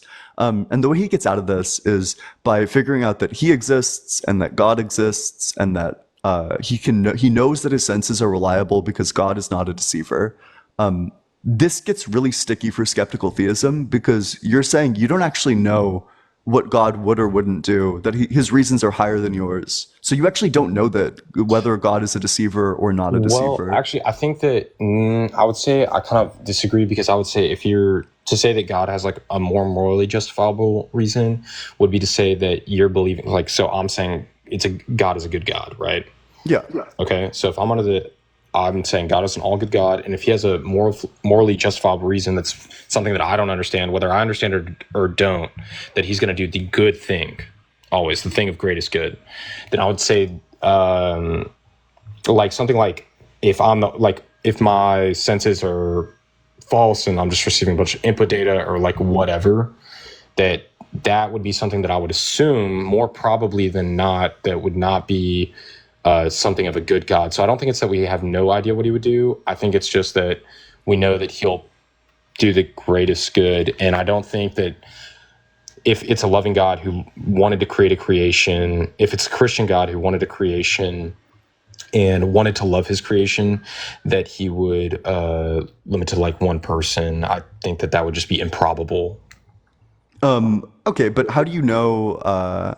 So you're gonna run into a couple of arguments. First, you could just pause. I could like change the scenario slightly. Instead of like one person, it's like all the people in the Yeah. world, Hmm. except like you're like they all have their own like single, independent, So like creation still solipsistic exists. universe. So no, creation doesn't exist, but God made like he made like a Like billion minds. He made consciousness. like Yeah. all of these minds. They're just all experiencing their own universe, but each universe is completely fake.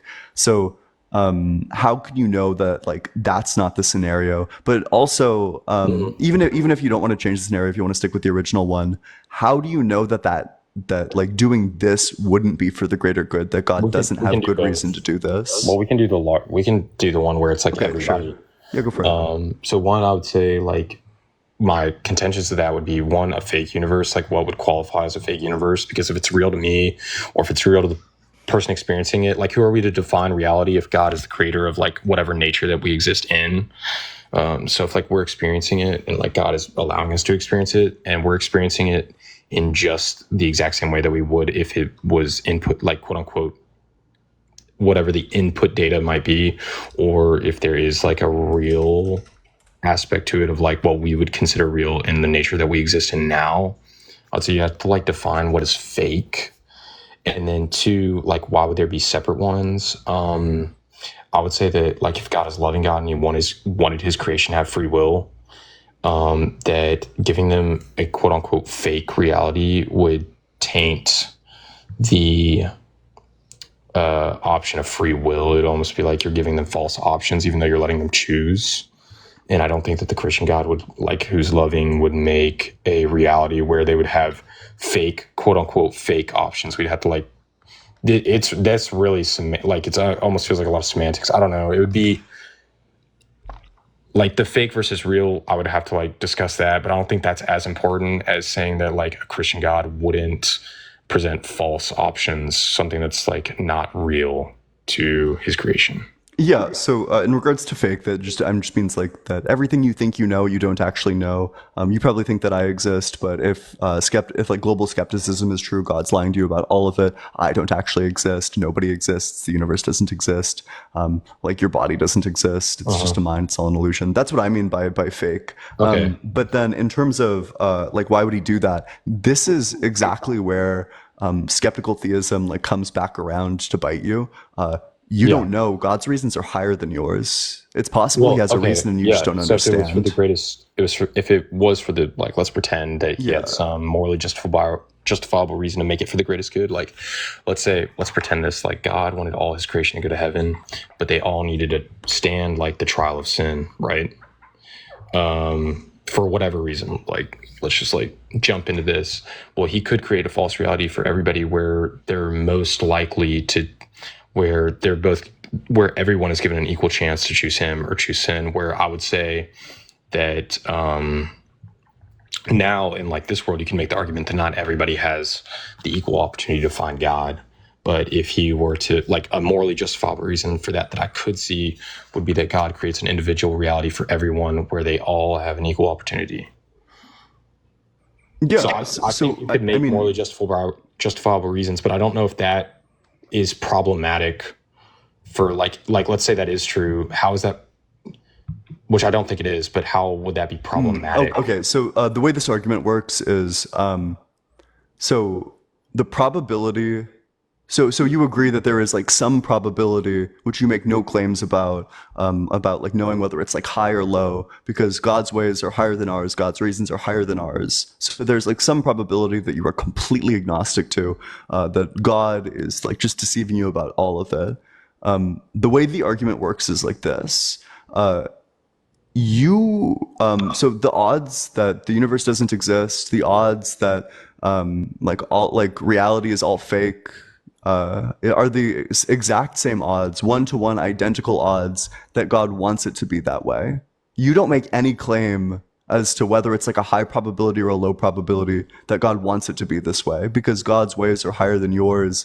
And you're essentially taking the stance that you don't know what's compatible or incompatible, which means that you don't know of like you don't know whether God would do this to you or not.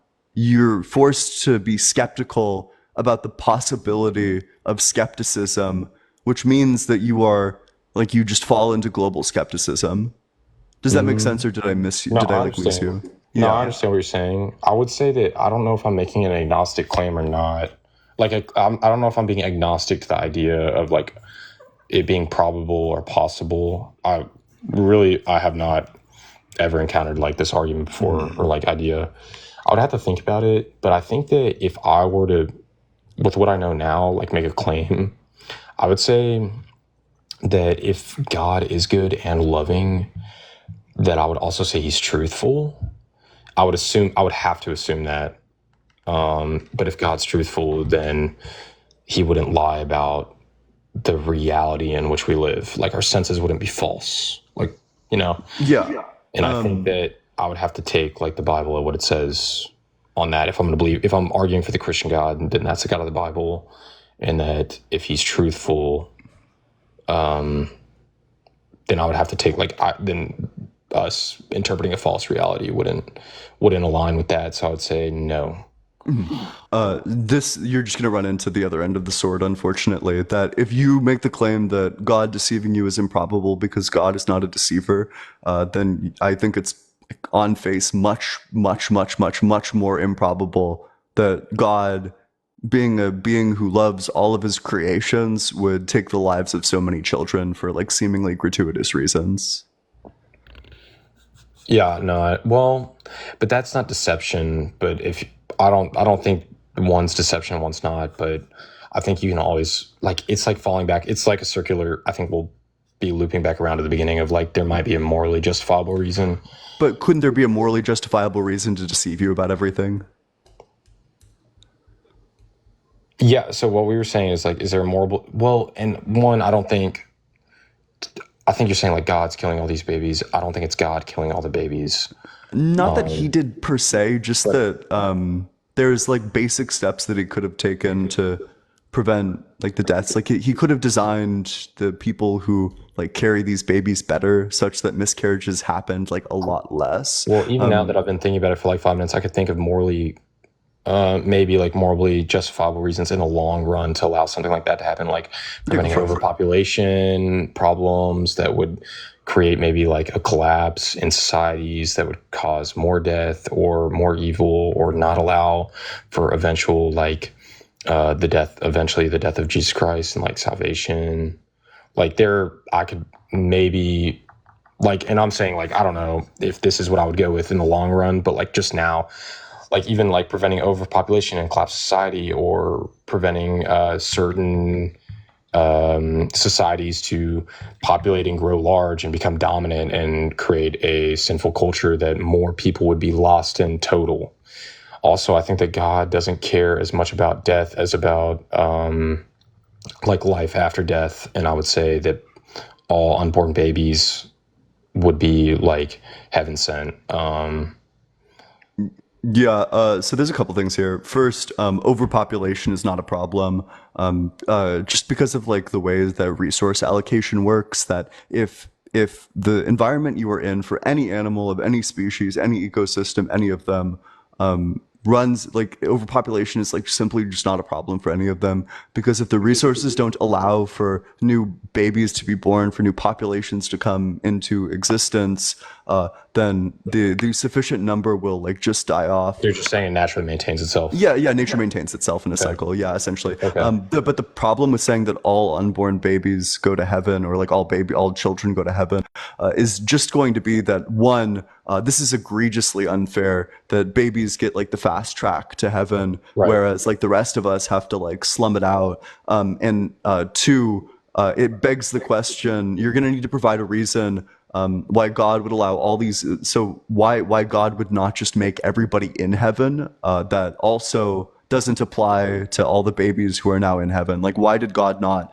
just make all souls in heaven? Like everybody just immediately go to heaven? Yeah, why didn't you just make that the case? Well, I think that that's like what the original idea was, that we were in like our own, like we were given the earth, which was akin to heaven in the sense that it was all good originally. And we'll get into like a free will problem and like the root of evil and why there is like bad things, I think, if we go down this.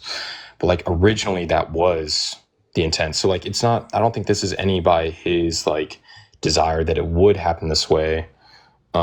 But I think like if we were to say like back in time, like forever ago, before the creation of the earth, God was like, okay, I'm going to create this. And obviously him being all knowing knew sin would enter the world, but he considered it worth it to like have this happen and have some souls saved eventually rather than nothing ever. Wait, so is there any sin in heaven? No. Okay, so I would say there's free will, but probably no sin. yeah, just like for whatever reason, like nobody ever chooses to sin. So I don't think it's for whatever if reason, God but has yeah. no problem like sending all of these like miscarried fetuses, this like 300 billion. So I also want to point this out. If you take this account of heaven, the demographics of heaven are going to be like 99.9% dead children who got the fast pass to heaven, and like 0.1% like Christians who were good Christians for their entire lives. If the account you take is that babies go to heaven, and that's just pretty deeply unintuitive to me. That sounds like bullshit to me, that everybody else gets like tortured forever, and like all these like babies just get to truck it up to heaven. That doesn't seem fair at all, but that's like neither here nor there. So in terms of like the Adam and Eve stuff, I'm not saying like a metaphorical really sense. quick. Like why didn't he like make the earth perfect? I'm saying, asking like a literal sense. Why did he not just like send all of the like? Why didn't he just make everyone like in like heaven proper, in like the state wherein they all have free will, but like there's no sin, they never sin, Okay, they just like okay. do everything perfectly, and they're all like perfectly happy. Okay. Why wouldn't he make them in like literal heaven? Yeah, I can answer this, but I want to really quick before I answer this, and I would say, and not that I'm, like I said, I haven't encountered this argument before, so I really want to think about it before I made like a true claim in what I believe. That's but fine, I would say yeah. also like another counter argument would be that if it is all by God's plan, that maybe in a way like the babies unborn, like that died or whatever, weren't soul filled. I would almost say like could potentially be like in a way like non-sentient, like just organic material without a soul, if he knew that that was the case and that was just part of the trials of other people experiencing that under the impression that they were, and that was part of the I don't know. I think that gets messy too. I would have to think about it, but No way. Well, that gets you to the pro-choice position. Let's fucking go. Let's go. Come on. well, I Let's wouldn't say that go. gets me to the pro-choice because if God is, I'm saying not all would be that way.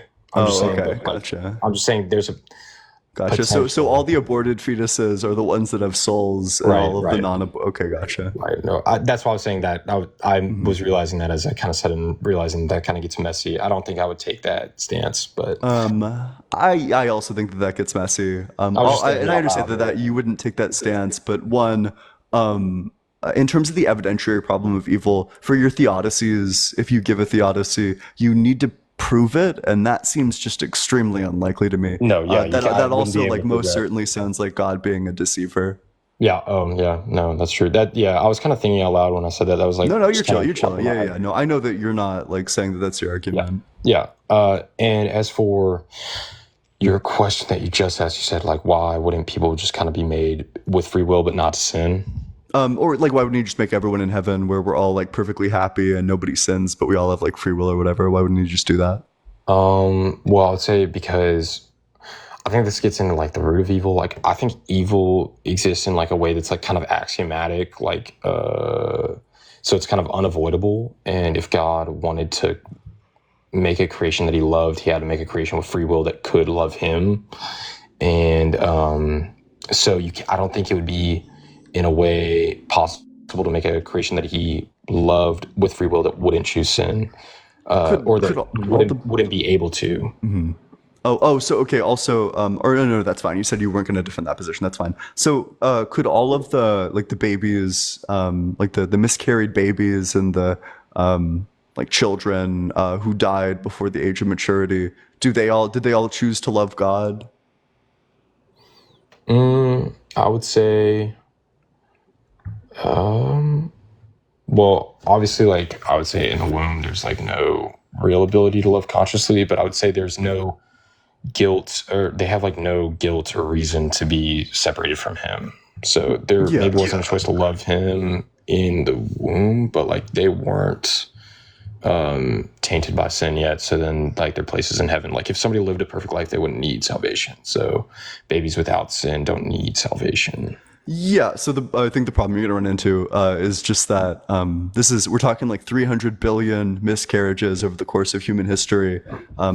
If we're generous, maybe there's been like a billion Christians, maybe a couple billion who let's call it 5 billion. Let's be generous. 5 billion Christians who have like attained salvation. So heaven's population is 300 billion like miscarried fetuses plus like another 50 billion like dead children who died from diseases, and then like 5 billion Christians who lived like the good Christian life. So it seems like the vast majority of heaven's population is literally comprised of individuals who didn't choose God. But could like, I think that, no, and I see the point you're making, and I think this is a good argument.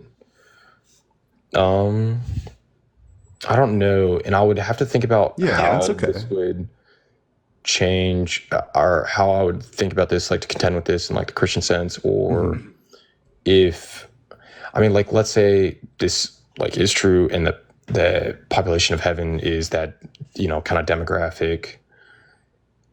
If that, I would like have to think about how that's problematic to the existence or to the characteristics of God now.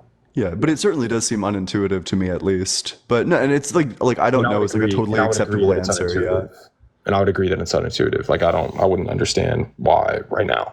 Yeah, that's fine. Yeah, like listen, it's just something to think about. Yeah, so I think we can agree that, yeah, that would be an unintuitive thing, and I would have to think about it and think about like why that would be problematic, or if it is problematic, or if it changes what characteristics of God there are. Mm-hmm. Yep. Yeah. Do you have anything else? Do you have any like other arguments? No. Can I ask like what you defend, and then I'll hop off and I won't take it. I defend naturalism mostly. Just that the only things that exist are natural entities. Seems to be in line with most of the data. Okay, cool. Well, I don't know. This is the first time I've seen your channel, but yeah. Hey, no, I'll drop you a follow. I thought this was a great debate. Oh, cool. I will follow you. Yeah, as well. if you ever think of answers, like come up and I'd love to talk about this more. I actually will. And then do you like do every day or something? Some days I do different topics, but this is my most frequent topic. Yeah. Okay, cool. Like we can do that sometime. Yeah, definitely. Yeah, appreciate you coming on. All right, bye, bro. See ya. Yep. Hey, let's get a big W guest in the comment section. I always love it when we can have like a good, interesting, like philosophical dialogue. But make sure you're double tapping on that screen. Let's get all the way up to 150, or let's call it like 130K. If everybody left like 20 likes right now, just double tap on your screen 20 times, we'd already be there. Share it with your friends, drop a comment, follow, do all that good stuff. If you want to support the stream, the Venmo is allegedly-ian. The Cash App is just allegedly Ian. Both are in my bio. Appreciate all of it. Appreciate all of you. And if you, what was it? If you are 18 or older and you want to come play bingo, there's a link to the Discord in my bio. People are playing bingo there right now. Liam, thank you so much. Appreciate that. I'm sure they would love to meet you. But just go into my Discord, do $God, and you can get a bingo sheet to play God bingo with all the other people there. It's pretty cool. It's a fun time. I mean, I wouldn't know because I'm, here instead, but they seem to like it. And I bet you would too. Damn, I'm not getting anybody. We're having a rough go at it.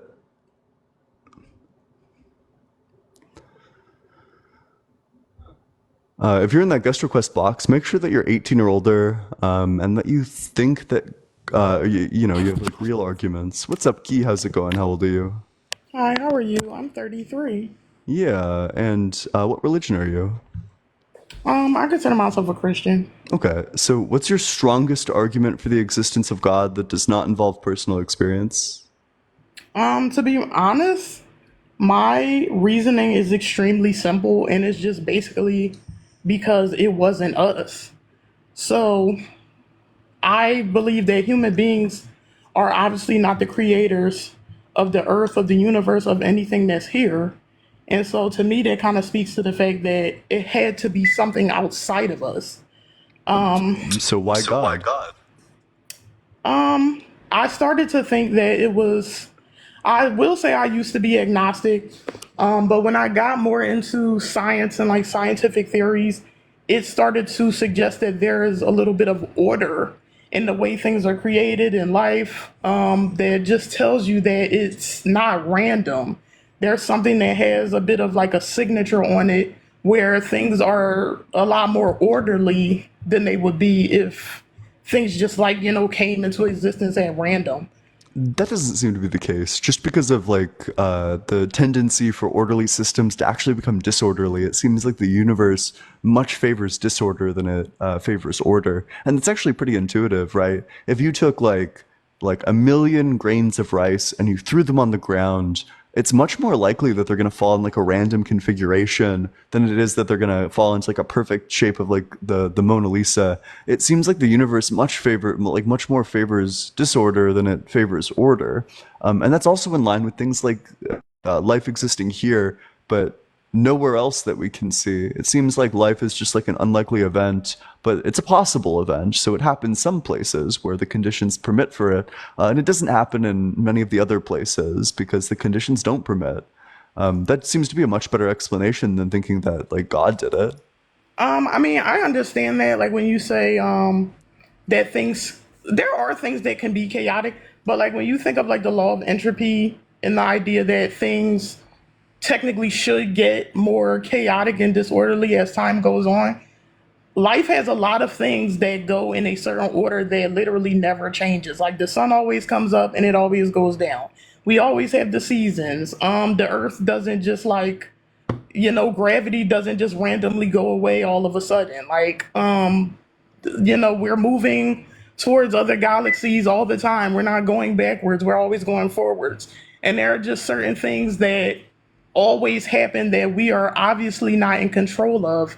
And it speaks of some form of order. Yeah, so a lot of changes happen very slowly. So if you wait a while, the sun actually won't rise every single night or every single day, rather. The Earth is moving away from the sun at I think it's a few inches every single day, or maybe it's every year, but it's moving away from the sun, and eventually we'll be way far away from the sun, and eventually even the sun will explode, and whatever the Earth is will no longer be there. So then there definitely won't be any sunrises. So things change very slowly, but eventually the chaos is going to be the prevailing force in all of this. I have no reason to think that it's going to be orderly forever. In fact, I have really good reason to think that it's not going to be orderly forever.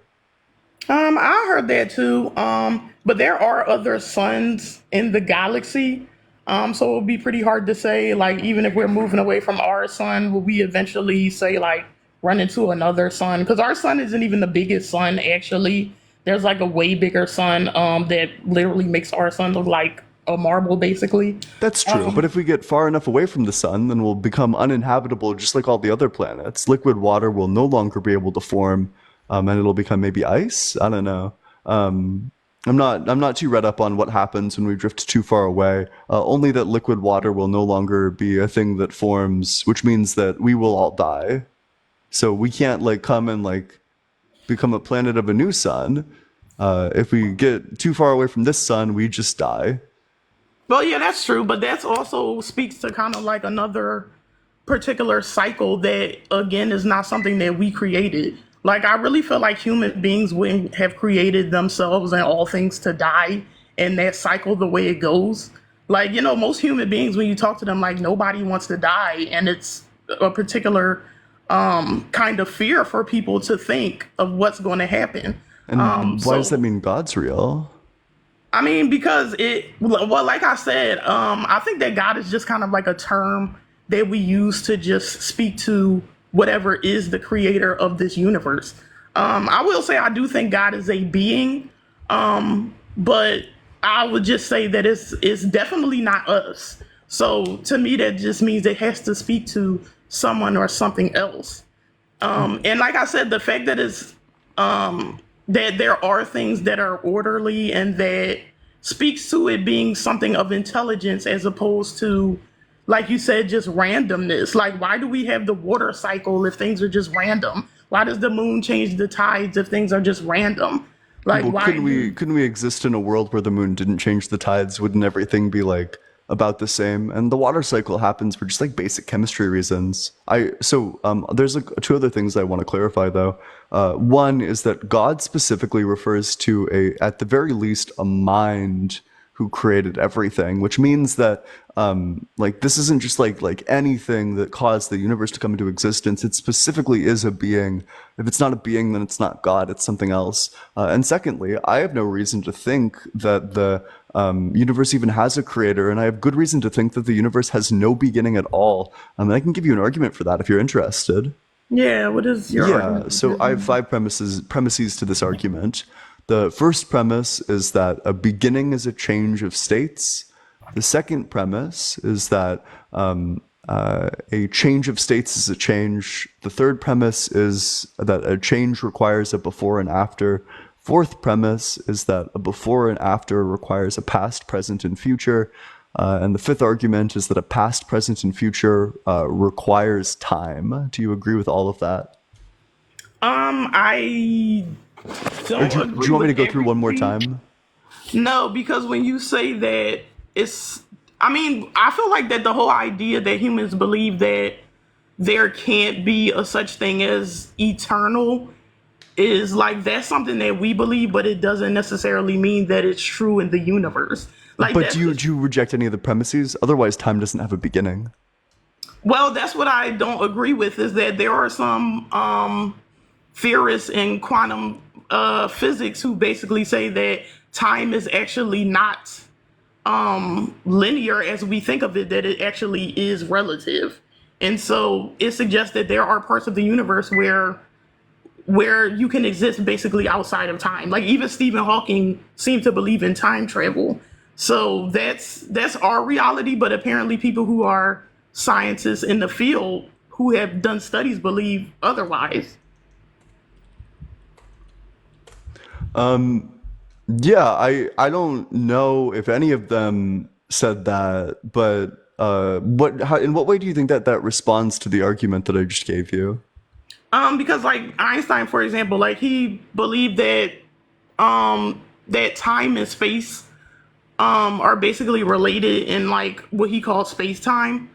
And they have like a lot of different theories that as you go further and further into the universe, that time basically is going to change because of how it's connected with matter. And so like when we speak about certain things, we're usually talking about on physical earth, and on earth we do have limitations when we're on earth. But I feel like when you go into like talking about the universe and things that are outside of the earth, then the laws kind of change. Yeah, And so could you tell me which of these premises would be different? Which like anywhere in the universe, I think that these premises are going to be true anywhere in the universe. If time you is accept like like logic and like basic definitions. I mean, there are certain galaxies that if you go, like, it's so far that you can't come back. Like, basically, if you go to like what is it what was that experiment that they were going to have people like go to Mars or something like that, and they were going to make a colony there. But it's basically like if you go there, it's going to take you so long to travel that you basically can never come back. By the time you come back, all of the human beings on the earth are basically going to be dead. And what does that have to do with like any of what I said? I'm confused. Is that when you talk about the confines of the earth, it's difficult to go outside of these subjects, but there are literal places in the universe where you could go and who knows what you're going to see there, but you literally would not have the ability to come back and tell anyone what's going on outside of the confines of the earth because we would literally all be dead.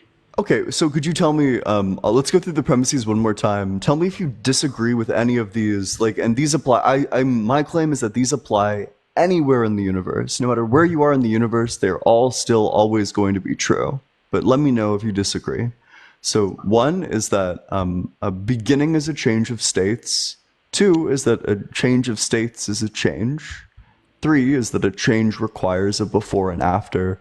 4 is that a before and after requires a past, present, and future. And 5 is that a past, present, and future requires time. Do you disagree with any of these? Well, yeah, I disagree with them because of Which one specifically?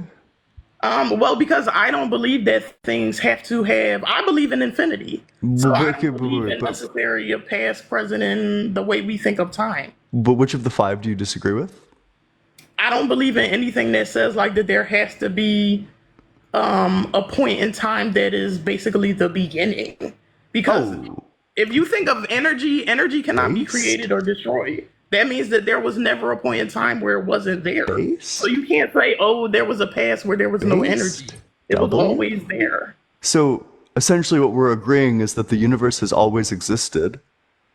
Yeah. So if the universe always existed, then it doesn't need a creator. Well, I think that creator could be relative. Like we speculate about the traits of God and what Wishing God's cats, thank you so much for the existence. lemonade. Appreciate that. But it's just like how human beings technically don't exist until you're born. So you can have all of these questions about what was here before we were born, but there was a lot of things here before we were born. There was life, there was everything. We just weren't here. So, But it's just I think it's really hard for people to fathom the idea of something always being there because we have been conditioned to believe that there's always a beginning of something. well, I Like don't think I there was don't a know. beginning to the universe, and it seems like you don't either. But if there wasn't a beginning of the universe, then that means that God doesn't exist. Like, to be clear, you just disproved God. If you think that the universe has always existed, that means that God didn't make the universe. Which means that if God didn't make the universe, then he's not God, because God's defined as like the being who made the universe. Well, God is well. I don't know. Like I said, I don't want to speculate about like exactly what God did because I didn't say that. But I wouldn't think that even if the universe existed and God was in the universe, it doesn't mean that He's not the creator. If He's our creator, then He's still our creator. If He created human beings and where we live and we're created in His image, and that still makes Him our creator. Maybe He didn't create the whole entire universe. Gotcha. So, what evidence do we have that God created just us? I mean, like based off of what you said, because if you say that there's, if you, because like that makes sense. If you say that there was always something, then you would have to say apparently God existed in that something, and what He created was our world and us as human beings. But maybe He did not create absolutely everything. Oh, okay. So that's not the case though, because you would say that in your worldview, and I would just say that within that something was not God. God didn't exist in that something. That we had not God, but we had like the laws of physics and matter, and that the laws of physics collaborated with matter to bring about through a complex series of evolutions and reactions humans. Well, I mean, I believe that if God did create, He used the things that were already here. So, like, you could say maybe there wasn't like the earth and the atmosphere and everything, but there were minerals, there were atoms, there were molecules. And if you're a creator, you know how to, I guess, say manipulate the things that are there to create something else because that's how you create. So it's hard to say like what the something was that was there, like I said, because it's just unfathomable for people. But if you say there was always atoms, there was always dark matter, there was always, and if a powerful creator has the ability to manipulate those things and create this that we live in, or maybe our universe, then who are we to say that that's not true? Do you think that God's merciful? I do. Yeah. So if God is merciful, then he cannot be the source of evolution because one of the primary drivers of evolution is natural selection, and natural selection is like the most unmerciful process that you could possibly conceive of. It is like comically unmerciful. The way natural selection functions is by the weak animals in a species getting slaughtered, so there's no mercy for the gazelle that gets torn in half by the lion. Well, There's I no feel like mercy for like the mouse who gets like feasted on by the shrew. And there's no mercy for the ant who gets like eaten up by the anteater. these processes are like strictly unmerciful, which means that if God is merciful, it makes no sense at all why he would work through these processes. Well, human beings don't really function off of that anymore because we have a We lot of do. people who would not survive unless other people were keeping them alive. But of course, I can't say what the purpose. I feel like it's difficult to say if something is truly good or bad when you don't understand what the purpose of it is. I don't know what the true purpose is that animals have to die or why we have to die, but it's kind of difficult to say is it truly bad when I don't really know the reason why it's in existence in the first place. I'm not saying it's bad, I'm saying it's unmerciful, which it like just obviously is. If the only way that the system functions is through the brutalization of weaker animals, the killing of the weak is unmerciful, definitionally, which means that if God's system relies on the killing of the weak, which it does in your worldview, then God can't possibly be merciful. I mean, it's just part of the cycle. Like it's on one end you can think of it as oh it's evil and it's terrible, but in another way you can think of it as it's just a recycling of how old things become new because the things that end up dying or being eaten are things that are weaker. So like, the older animals, the animals that can't run as fast, the ones that are weaker, Or they're the younger. ones that get consumed, yeah, or younger or helpless, get consumed by, the other animals. But at the end of the day, it becomes food for that living animal. It becomes nutrients for plants to grow. It's just part of that cycle. You just end up being returned to the earth cycle again. Yeah, so if it's just part of the cycle, then God just isn't merciful. I mean, it's just I wouldn't consider it to just be totally merciless. It's just part of a cycle that we don't understand. Well, it sure as heck isn't merciful. Definitely not. I mean, I don't think it would be merciful for well, that's what I'm saying. It's hard to argue, but when you think of humans as, people who are going to get older, I don't think it would be merciful for us to be like 400 years old and our heart is beating like 2 times a minute and we're just suffering either. Yeah, I mean, hopefully I can just die in a way that doesn't involve like a lion tearing me in half. Like I can die not by hyenas like feasting on me, but just from like natural causes, preferably. Yeah, preferably, but I mean, like, and again, like I said, the animal kingdom doesn't particularly like function the way human beings do. Like, even like you're still going to die even if you just get old, but it's you return to the cycle. Your body is going to decompose, and you're going to turn back into the minerals that are in your body, and it's going to. I mean, we don't bury people in the dirt anymore, but if you did, the dirt would just take the nutrients from your body, and you would just be used to grow something else, grow plants. Then animals would come and eat them, and it would just continue the cycle. Yeah, that's fine, but I can die in a way that doesn't involve like complete brutality and after a long life. I think it's merciful, even that we die the way that we do. What I don't think is merciful is when a baby gazelle gets like chomped up by like a lion or a hyena. That seems pretty unmerciful to me.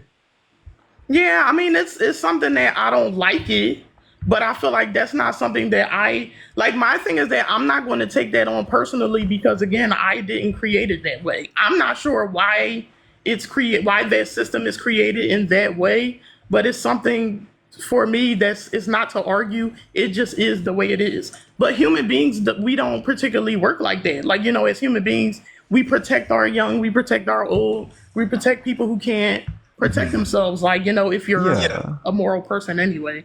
Yeah, so the difference between us and that is that like we show like lots of mercy towards each other, whereas like the animals out there don't show mercy towards each other.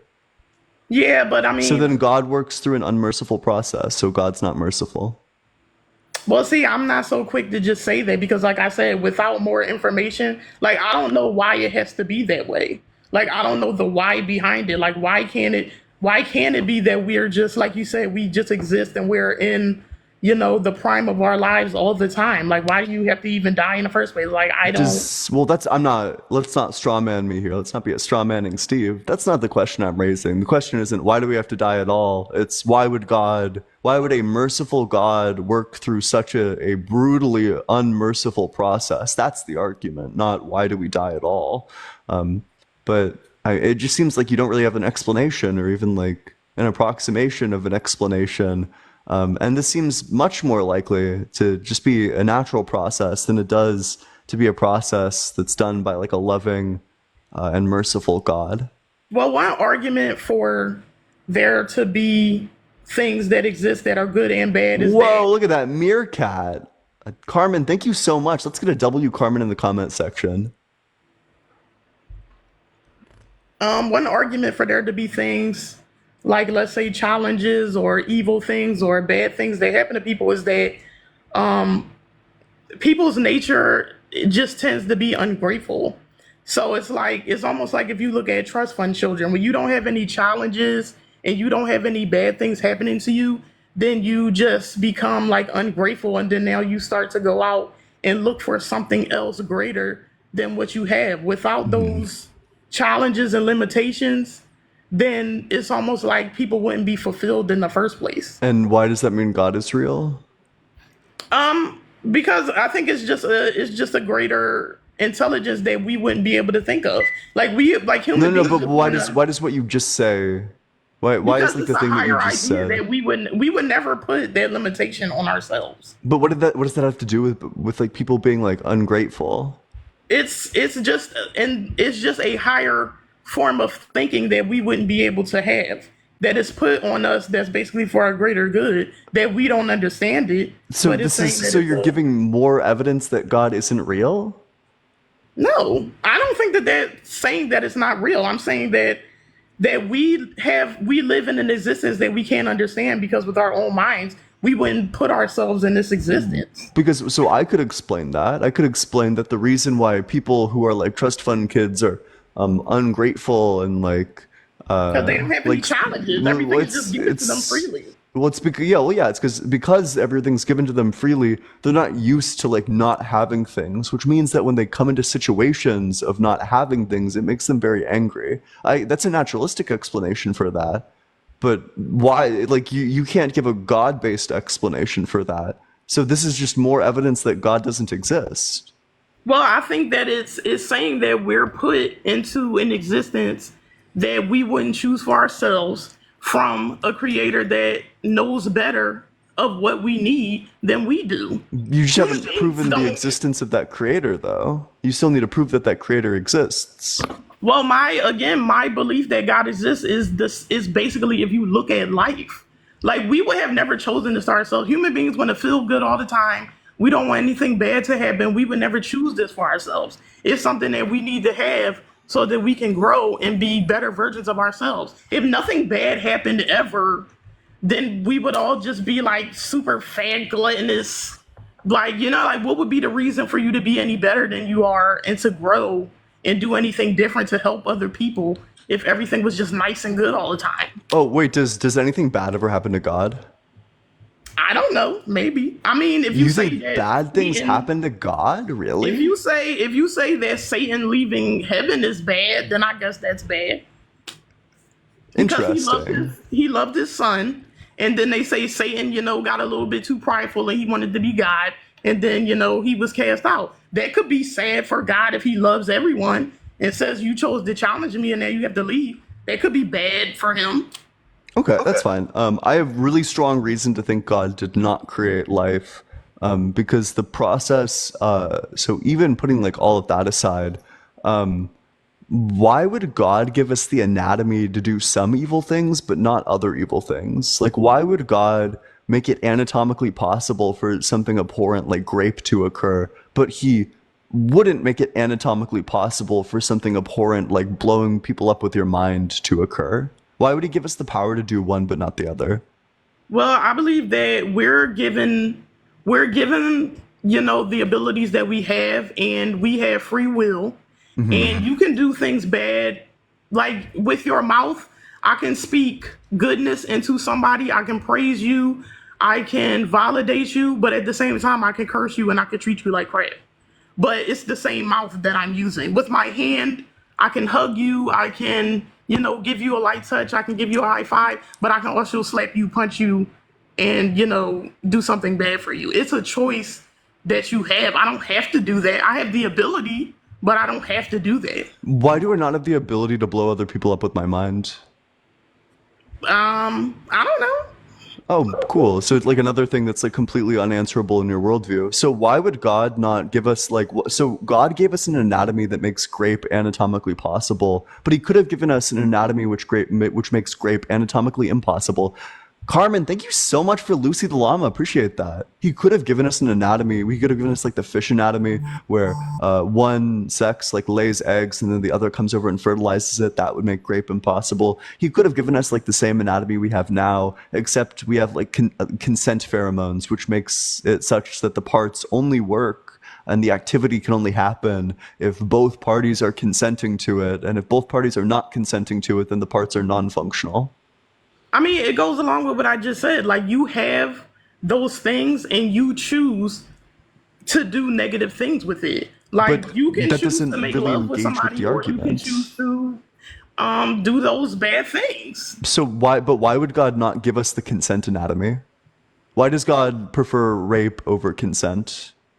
Well, I can't answer why God is doing these things, but I believe that it's not God forcing you to do these things. I It's never human said that beings. it was. I just said that he gave us the anatomy to do it, which doesn't make sense because he could have given us an anatomy which made it impossible. But But instead he gave us the why are you anatomy. not conceding to the part that no matter what you have, you could hurt somebody with anything? But you could not hurt people in this specific way.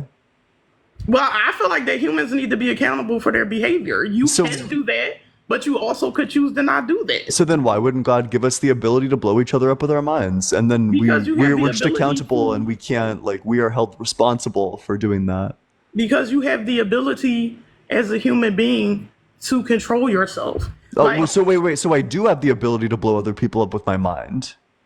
I don't see how that argument goes together with the anatomy argument. Yeah, just that God gave us the anatomy to do some bad things, but not other bad things. And it's pretty arbitrary why he would give us the ability to do some, but not others. This now, of course, this makes perfect sense, complete, total, perfect sense. If you think about this from like an evolutionary, naturalistic framework, why evolution would select these certain features would allow this specific evil to occur. But it makes no sense why God would create our anatomy such that it allows these specific evils to occur. I feel like if we literally had the ability to blow people up, then everyone would be dead. Like, maybe that's why we can't do it. Because everyone would just kill each other. Because human It would beings just be are illegal. imperfect beings. But that's like saying like, well, God couldn't give us hands because if we had hands, we would all just kill each other. That's not We true. do. But it stops us because we have the ability with our minds to say, like, I want to, like when you read the Bible and everything about, what God is about, he wants us to become our higher selves. Like, yes, when we live in our lower selves, we have the ability to be prideful against other people. We have the ability to hate other people, but you also have the ability to say, no, I'm going to treat other people with respect. I'm not going to use my hands to hit people. I'm not going to use my mouth to Yeah, speak negatively to people. so God could have given us the ability to blow each other up with our minds, but he didn't. So he chose some evils for us to be able to do, for us to be able to choose to do or not do, and then he restricted, us from doing other evils, and we don't have the choice. I don't have the choice whether or not I'm going to blow somebody up with my mind. He already made that choice for me. He said, no, you will not blow people up with your minds. I'm not giving you the anatomy, in your worldview at least. But he did give he gave like everyone the anatomy to make grape a thing that can occur. So whoa, Carmen, thank you so much for the galaxy. Big W, Carmen, in the comment section. Carmen, I appreciate the heck out of that. That's very kind of you. Thank you, Carmen.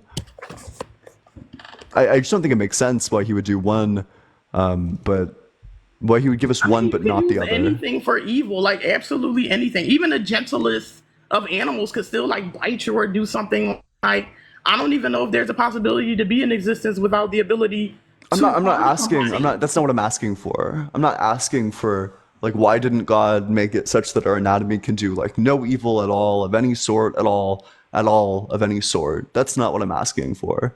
What I'm asking for is, like, why didn't God restrict this one specifically heinous, completely gratuitous evil? There's, like, some scenarios where the right thing to do is to kill somebody, if it's in like self-defense. So you can have your hands for that purpose, for like self-defense, and you can use this purpose to do really evil things too. You could take this thing that was intended for one scenario and take it elsewhere, and do it for bad scenarios. But like for this one, there is never a scenario where grape is the right thing to do or where you have a right to grape somebody, which means that it's just gratuitous. He gave us this evil for literally no reason. I mean, at the end of the day, your reproductive organs are for reproduction. When you really look into why people actually grape other people, it's about power, which suggests that it's about a person who doesn't have the best, like, mental health. If you need to overpower somebody, it suggests that there's something going on with your psyche and maybe, your upbringing that you need to feel power by overpowering somebody else. But that is not on God for making you that way. That's on society for whatever happened to you and human beings not choosing to, pay attention to people's mental health and stopping those things from happening. So the reason why this explanation doesn't work is because God could have given us reproduction with no grape. He could have made grape impossible. Just a thing that could not occur, that we could reproduce, but there's no grape because our anatomy doesn't allow us to do that. So why wouldn't God choose the consent anatomy? Why does God choose why does God prefer like the rape anatomy instead of the consent anatomy? That seems pretty not all good. In fact, it seems quite evil. I mean, I feel like that really is kind of like irrelevant because, like you said, we have free will, and at the end of the day, even if we had none of those organs, we're still going to have other things that we could use to help to hurt people. Yeah, exactly. Perfect. Maybe we Yeah. don't have those, but you could still hit people. You could still. Yep, exactly. Yeah. It's the Yeah. choice of you deciding that you're going to be a better person. Yep, It's exactly. you Perfect. looking at those consequences and saying, you know what, I don't want to be that person. Yeah, exactly. So we agree that that we could have all still had free will, even if God didn't give us the anatomical ability to grape each other. So God gave us the anatomical ability to grape each other, not for free will, but for no reason at all. He gave us the It's for ability to grape each reproduction. other because he wants us to have the ability to grape each other. No, it's for reproduction. You But can he could have literally given us just reproduction without grape. He could have given us the fish anatomy, or he could have given us like consent pheromones. well, I still feel like that's not on God for, oh, you shouldn't have gave this to me. Well, It's that who we designed our anatomy? but it's not him saying, oh, I'm giving it to you for this purpose. You But he just have could it. have given it to us without any safeguard. And it begs the question, why would he give us the ability to grape, but he wouldn't give us the ability to blow each other up with our minds? There's no symmetry breaker here. I mean, I just feel that you can't blame the creator for, how you're using what you were given. So that doesn't make any sense though, right? Let's say that let's say I'm an all good engineer and I create a car and there's like a button in the car that will like kill all of the drivers around me. I give to the driver this button on the dashboard that's like, if you press this, it'll just zap them all to the phantom zone instantly, and then you'll get ahead in traffic.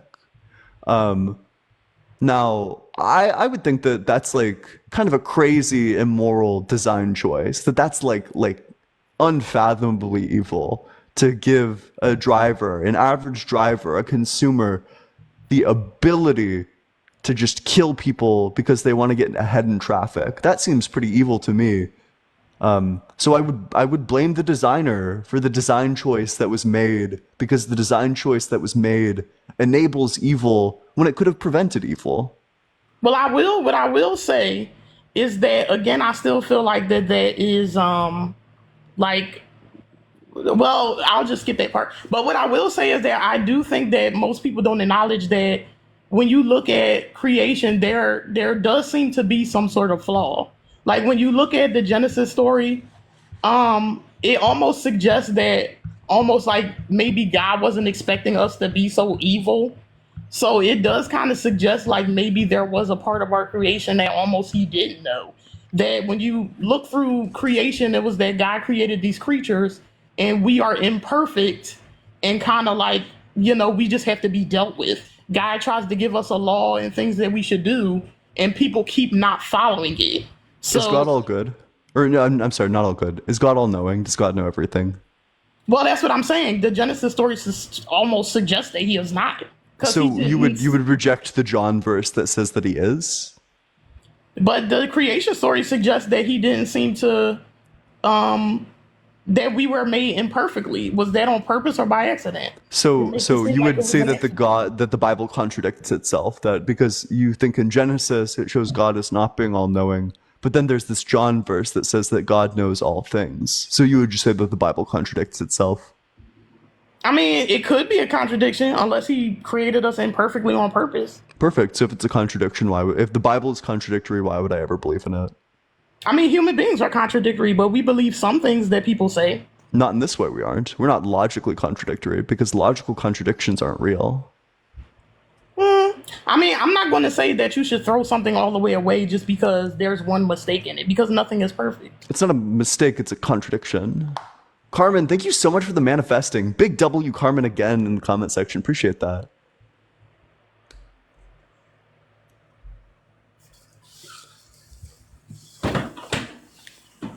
I mean, I'll agree that it's a contradiction, but that still doesn't take away that he's the creator. Like, so okay, you made some mistakes, but it doesn't mean you're not the creator. Okay, so this just becomes a simple argument. Premise one, worldviews with contradictions aren't true. Premise two, Christianity has contradictions. Conclusion, Christianity is not true. I feel like that's a little bit too simple. Which do you reject? Like just saying that because something has contradictions that it is absolutely not true. Yeah. It could just be that you don't understand the base, like why there's contradictions. Like, I still think that God knows more than we do. Somebody who knows how existence was created is still knows more than me. Is it possible for the sun to both exist and not exist at the exact same time? I would say no.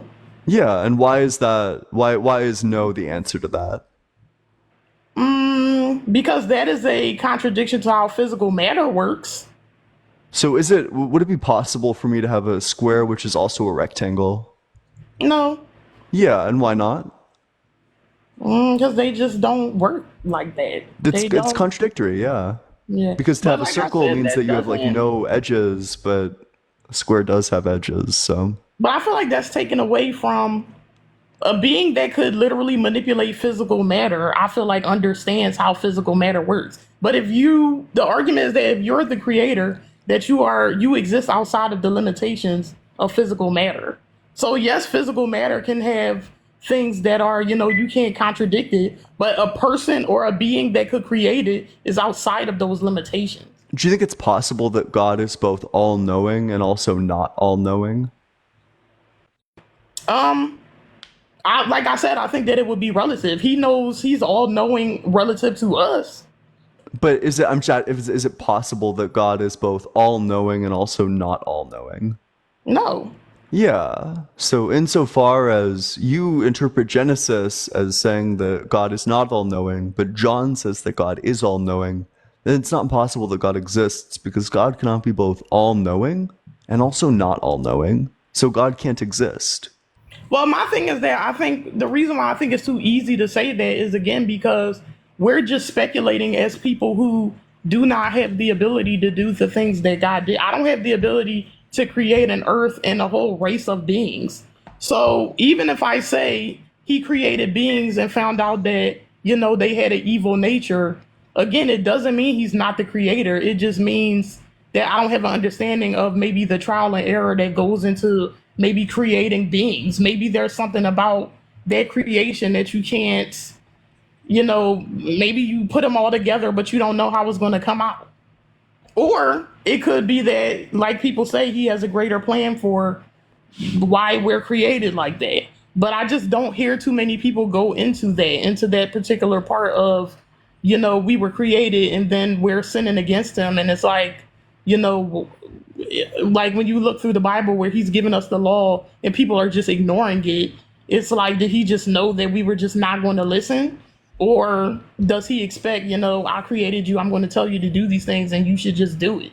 Well, okay, so do you agree that according to the Bible, God is all-knowing and also not all-knowing insofar as he's not all-knowing in Genesis, but John says that he is all-knowing? Do you agree that God is both all-knowing and also not all-knowing? I mean, I agree that people say that he is all knowing. But I'm asking you, is this the case that he is both all-knowing and also not all-knowing? I'm not asking you if people say that he is. I'm asking you if that's what you believe. I believe,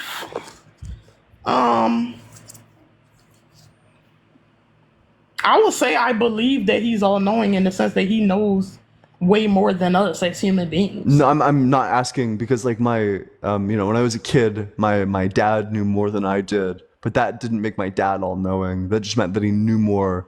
So I'll ask you again, do you think that God is both all knowing and also not all knowing? Well, what I'm referring to because I want to say that it could be relative. Like when we go back to that whole something that existed before creation, I don't know what existence is like in that something before my existence. So maybe there are laws and all types of things that are going on that we don't know about, that maybe God understands some of those things and maybe not all of those things. But in terms of creation and how we were created, Wait, and so how is we that were is that a is that a yes or a no though? But that's what I'm saying. I think that he knows all about human beings and what he created. But it's possible if you say that there was something that existed before us, who knows what was going on in there, something that existed before us. So is that a yes or a no? I mean, do you know what I'm saying? Because it's No, not a I yes just or need the no yes or thing. the no. Well, that's what I'm saying, is that it's not a yes or a no thing. So which presupposition do you reject? I would say that it's possible that he could not know absolutely everything. So then you would say, but I'm asking you if it's possible I would that say he. no. Perfect. Then which Bible book do you want to reject? Do you want to reject Mark, one of the Gospels, or do you want to reject Genesis, the creation story? I mean, I would just say that I would reject that it's possible that he. Whoa, that's not the question. Which book do you want to reject? I mean, Do you I want- would reject a book of human beings just talking. That's So not a the book. creation story. That's not a book. Mark is the gospel. Yeah, so you would say that Mark is not true. I would say, yeah, I would say if human beings are just saying like God is all knowing, but do we Okay. really know what God knows or doesn't know? So would you throw out all of the books of the Bible that were written by humans? No. I So say which- human beings are imperfect, but it doesn't mean everything we say and do should just be thrown in the trash. Gotcha. So we're rejecting we're rejecting I'm questioning rejecting I'm John. questioning that Perfect. statement because I just haven't had the ability to go into it because people are not willing to say God isn't all knowing. So I'm personally questioning that. Is that, how do you explain the fact that when people were created that we were imperfect? Was that on purpose or was that an accident? I don't know. Perfect. So would you reject the other gospels as well? Like I said, I just question certain things. But would you reject all the other gospels as well? I wouldn't reject everything. Are you saying it's all or nothing? Like I have to Yeah, reject well, because everything? if Mark or if John contains a lie, then I'm not sure why I would listen to literally any part of John. Well, that's what I'm saying. I wouldn't do that. If somebody did say one thing that was not true, I wouldn't say, okay, everything you say after this is always going to be a lie. Well, so how do you know that any of it is true? Because that's just the nature of human beings. Sometimes you don't even lie on purpose. Maybe they just don't know. What do you think the question is, and how do you think that answers it? I'm just saying that just because somebody lied doesn't mean that they're always going to lie and everything they say is wrong. But what do you think the question is? I mean, I feel like you're saying like if there's one lie in there that I can't say that everything in there is true. That's a statement. I'm asking you what the question I asked you was. If I wanted to reject either Mark or Genesis. That's not the question. The question is, how do you know that literally any part of John is true insofar as it contains lies? Well, it's also again like the things in the Bible also are true for our existence now. When you go through the themes and the things that God talks about and the things that they go through, it's the same things that we go through in our human existence now. Okay, but how does that answer the question? How do you know that any part of John is true if John contains lies?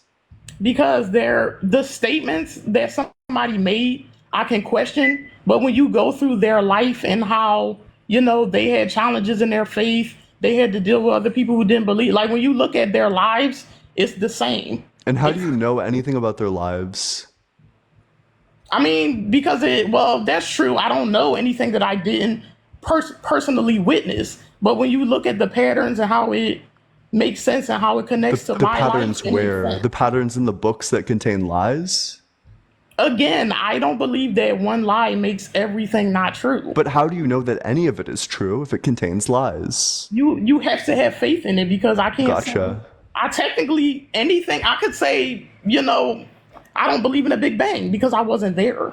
But we have Well, evidence that the Big Bang happened, and there's not contradictions within the Big Bang. There are contradictions within the Bible, which means that we would reject the Bible, but we wouldn't reject the Big Bang. There's no logical the Big Bang contradiction is a theory. in saying that but it's not, there's no contradictions in that theory. So we're rejecting the Bible on the basis that it's contradictory. The Big Bang has mountains of evidence. When you say it's not a theory in the way you're using the word theory, because you're saying, when you say theory, you probably think that it's like a guess. It's not a guess. Oh, It has like a it's a crazy theory, amount as of in evidence. and there's still certain things that they can't say that it's a fact. It's a theory. No. It's a strong theory, but That's not it's what a theory is. So a theory is just an explanation for how something happened.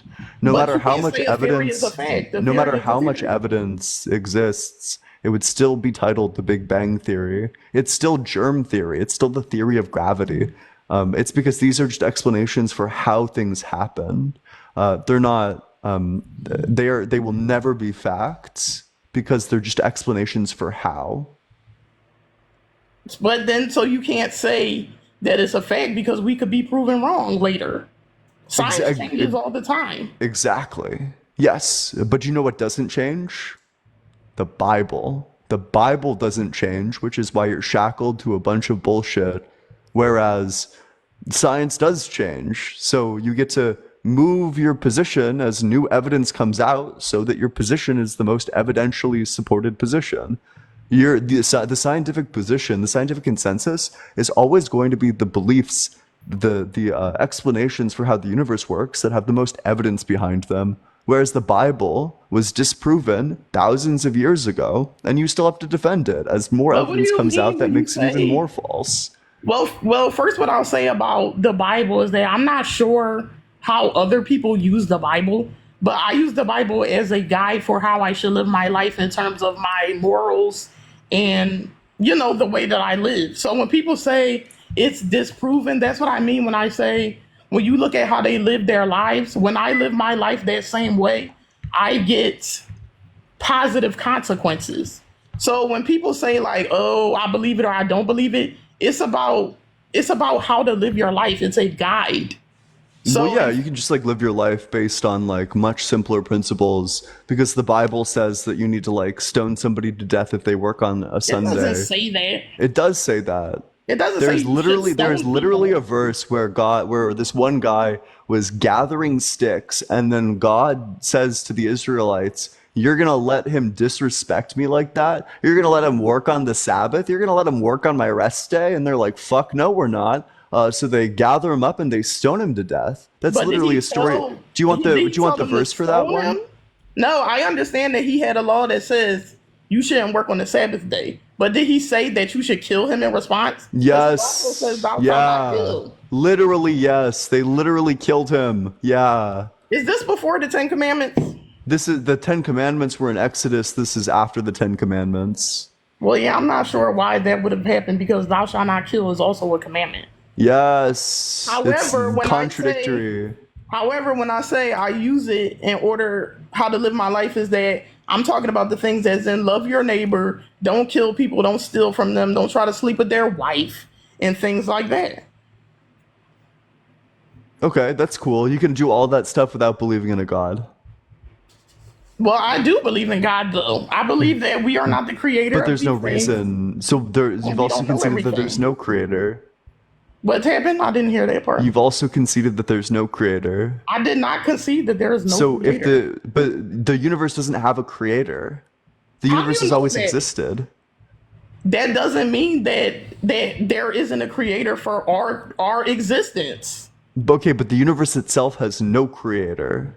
But God is supposed to have created human beings in his image. So he is our creator. Even if he didn't create every single thing, that would mean he is still our creator.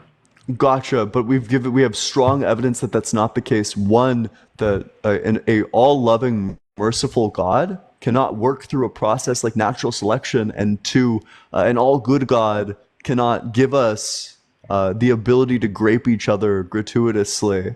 These Those are things two very don't strong pieces of evidence that God did not create us. those things do not negate the fact that he is a creator. Those things Did they just negate the fact that he exists? no. They don't totally negate that he doesn't exist. That's what They I'm make saying is it that deeply improbable. So we have really strong reason to think that God does not exist, and no reason to think that God does exist.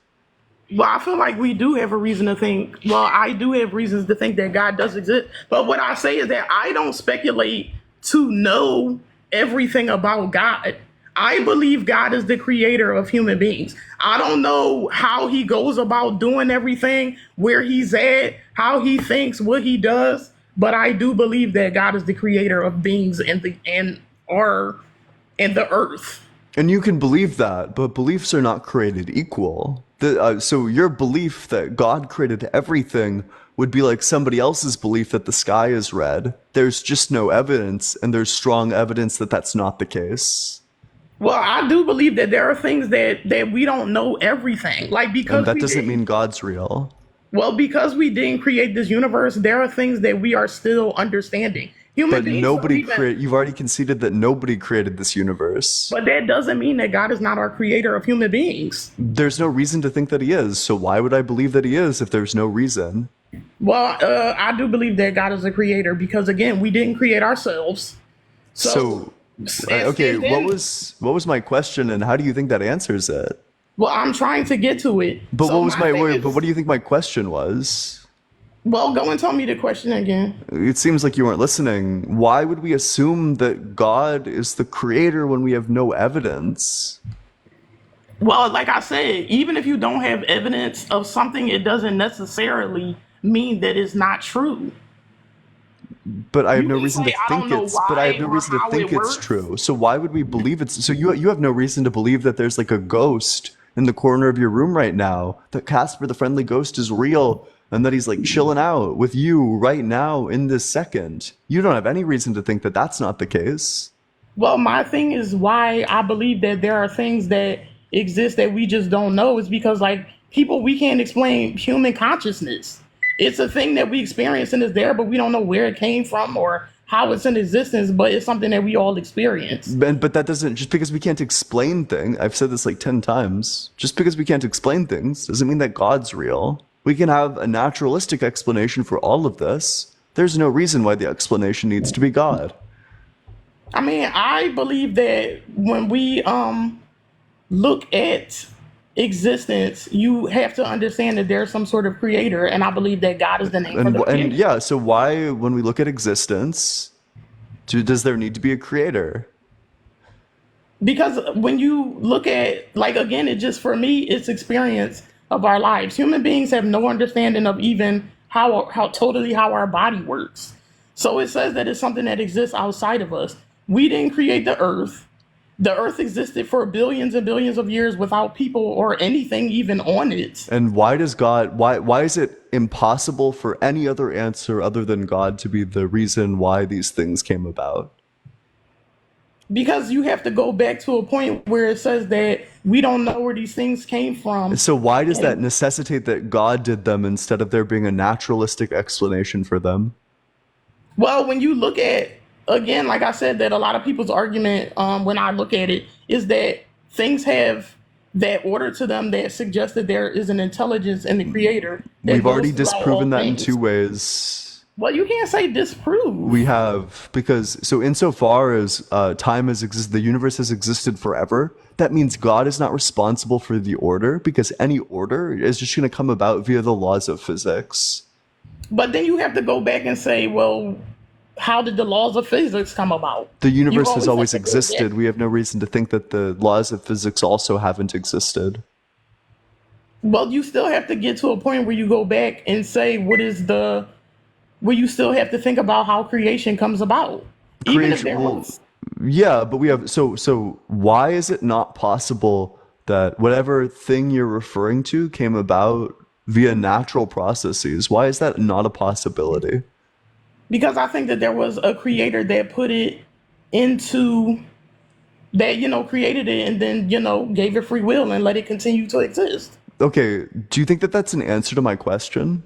I do. So my question is, why is it not possible? Why is that the only thing that could have possibly happened? Why is your explanation the only one that could have possibly happened? I mean, really, when you think about it, human beings aren't even like beneficial to the earth. Like, we don't even respect it. We don't do anything good for it. So it also suggests that possibly we were put here. So you weren't listening to the question, and I'm going to demonstrate that by asking you what the question was. What question did I just ask you? Did you just say, how does that prove the existence of a creator? No, you weren't listening. The question that I asked you was, why is that the only possible explanation? I just believe that it is. Like I said, when Oh, you so think, so it is because it is. well, yeah, that's true. That's not a logical argument. But again, what I'll say is that I do not believe that human beings know everything. So, like, when you say, oh, I can disprove that God exists, I don't believe that you can do that because you don't know everything. You didn't create yourself. So, I feel like it's really not possible for us to say, oh, somebody definitely didn't create this. How can you say that? Oh, so I say that just based on the problem of evil, the arguments that I've already presented, and the arguments that I've presented previously. Just that, like, the fact that if you laid out all of the deaths in all of human history, if we have like 5 billion people or 500 billion people that have existed throughout human history, 350 billion of these deaths will be of. I mean, if you think that life starts at conception, then 350 billion of these deaths will be children, and I think that that's like pretty completely unjustifiable. But that doesn't mean that's still not saying that God is not the creator. That's just saying Because I don't like the God thing. can't exist because he's not all good. That's the argument. How does that mutually exclusive? Just because you don't like things he does doesn't mean he doesn't exist.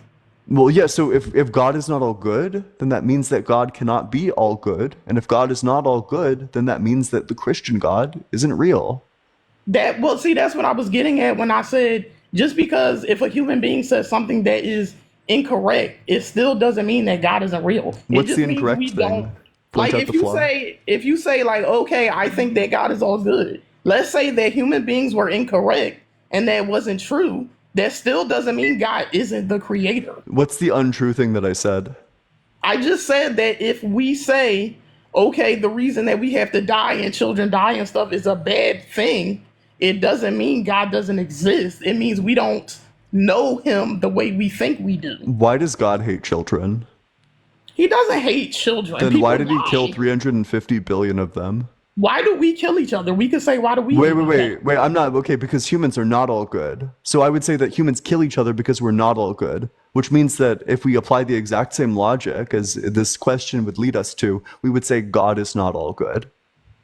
But that doesn't mean he's not the creator. It doesn't mean he Oh, isn't sure. real. Okay, perfect. Oh, God. Oh, yeah, we got this. So, a W concession, first of all. So, premise one, God is not all good.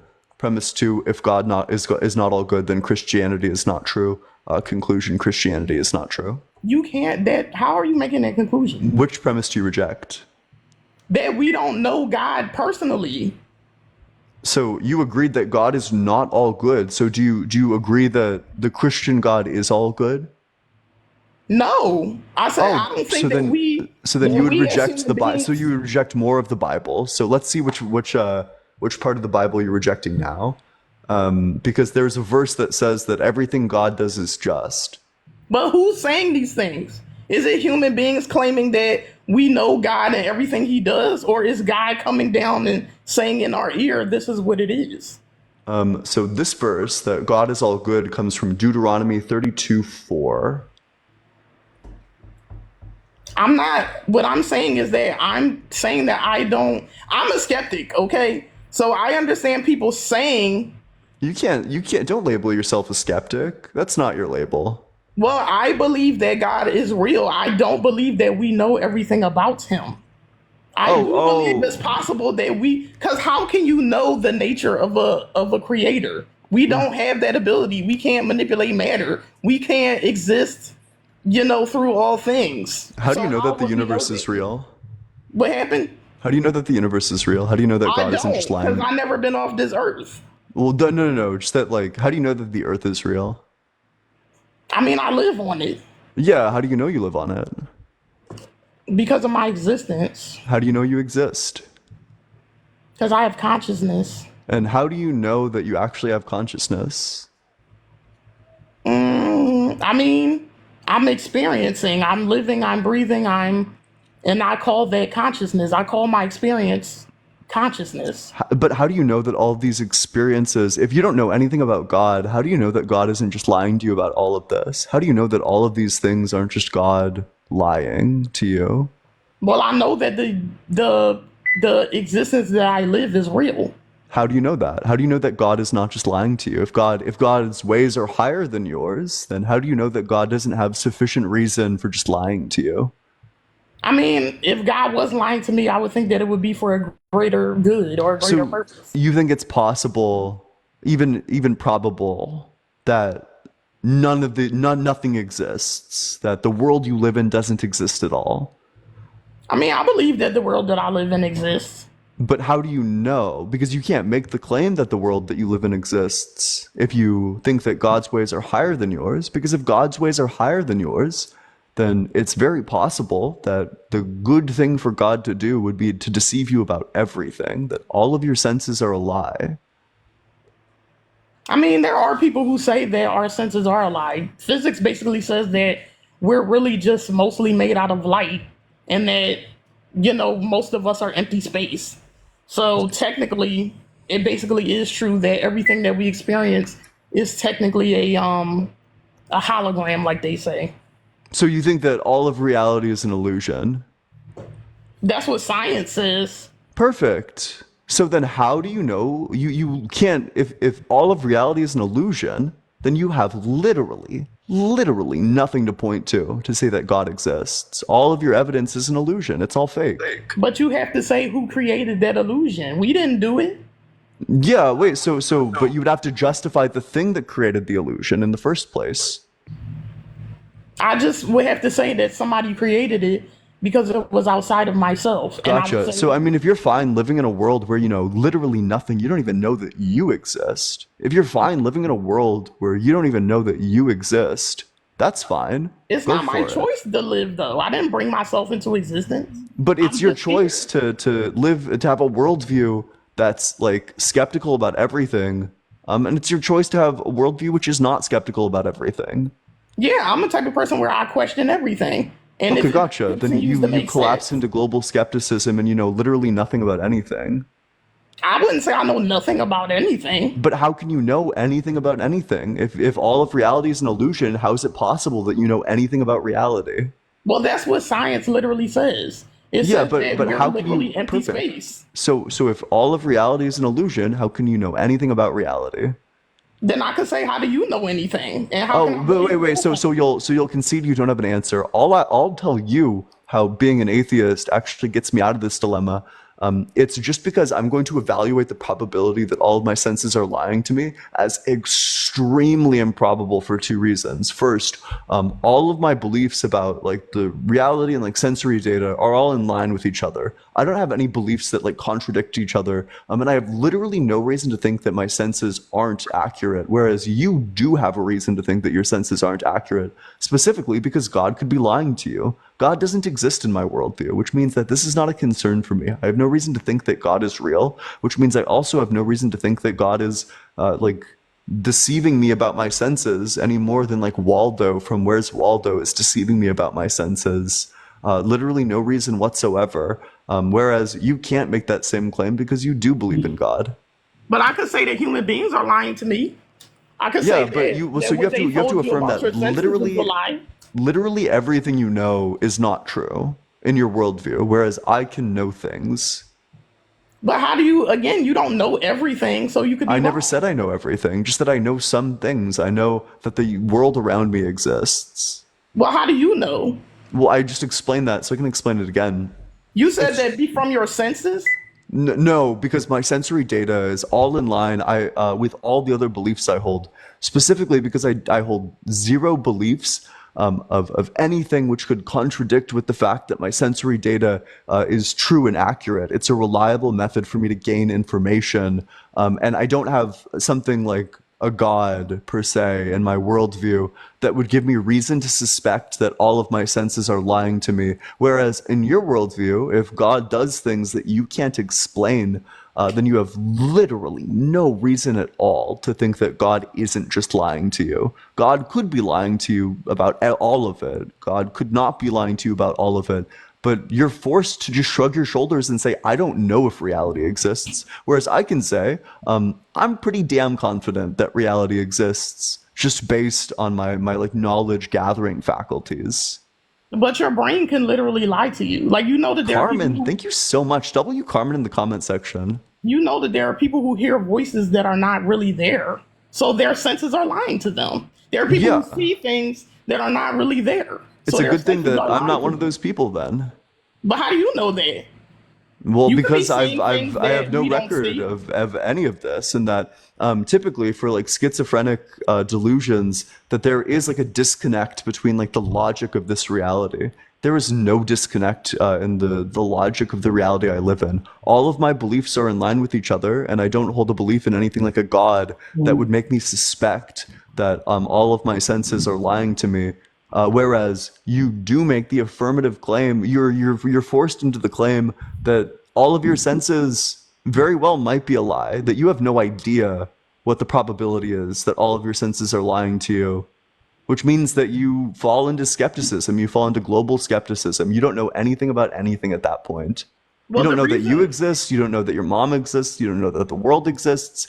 You don't know that your friends are real. You don't know anything at that point. Whereas but I can know the, these things. the reason that I said that is, again, from the concept of scientists who say this, who study it. It's possible I could look at it myself and come to a different conclusion, but I don't have the authority to be in everything at all times. So you do have to kind of take some trust from what people. I don't have the ability to recreate every single experiment. So when physicists say technically we're all made of light and most of what we experience is an illusion, then I say I believe that because they have more authority and more education than me to say that. I don't think physicists are saying that. Well, I've heard the scientific argument that most of our atoms are mostly empty space, And and why does that, that mean we're not real? Why does that mean that everything is an illusion?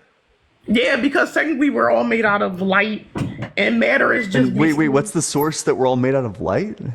Again, you have to like. I've already looked into the science. I don't think that's true. I don't expect you to believe me, so I'll say just look it Yeah, yeah, up wait, for now. cite me a source then. I love science sources. Yeah, I'll have to look it up at the same time. But there are scientists who propose that we're mostly made up of empty space, and that the things that we experience are basically an illusion. I'll have to look it up to see exactly what it There is. is no way that any scientist said either of those things, or if they I've did, seen they're it. not well respected. They're like deeply Well, what? disrespected. Well, what makes you reject that? Because you just don't like it? Well, that's just, I mean, that's just nonsense to say that we're made out of light That would, because we're made out of particles, but light is not strictly speaking a particle. We're made out of atoms, but light is different from atoms, which means that it doesn't make any sense at all to say that we're made out of light. That's But just that's nonsense. what Einstein's E equals mc squared means. It means that if you were to propel matter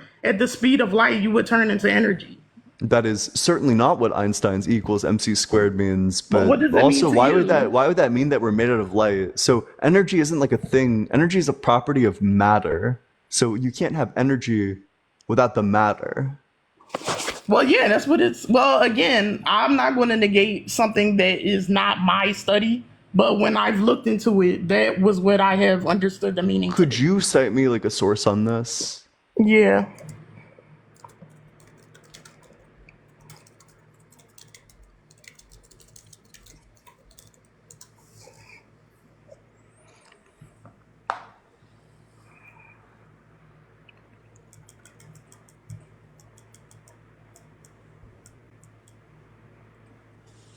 Most of the things I look at that propose this are probably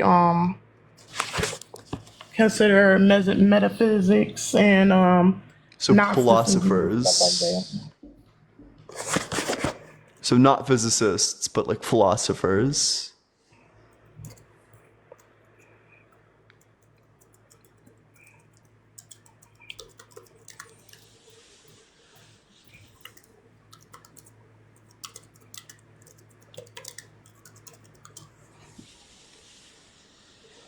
Yeah, say according to some sources, the human body is 99.99% or more empty I space. agree with that, but what does that mean that everything's an illusion? Because we're not looking at empty space when you touch a person. You're not feeling empty space. You're Yeah, feeling their physical body. you're like touching like the atoms that are like closely compacted together. So that's an illusion right there. If you're 99% empty space, but you can touch somebody, that's telling you is kind of a discrepancy in what you're seeing. Because you're not No, seeing it's empty wait, space. that's not the case though, because the atoms are bound. Sorry, I got a call. But the atoms are bound together so closely and with bonds such that they stay together even when pushed. So there's no illusion involved with that. I feel like that's an illusion right there. The fact that when you look at a human body, from you just looking and experiencing it by your senses, you would not come to the conclusion that we're mostly made of empty space.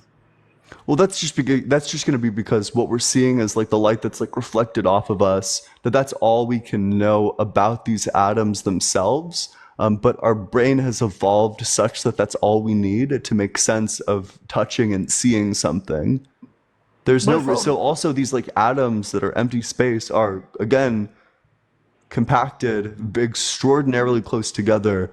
The human body is made up of truly an unfathomable number of atoms. Like if I could read out the number of zeros, it would just not mean anything to anybody though.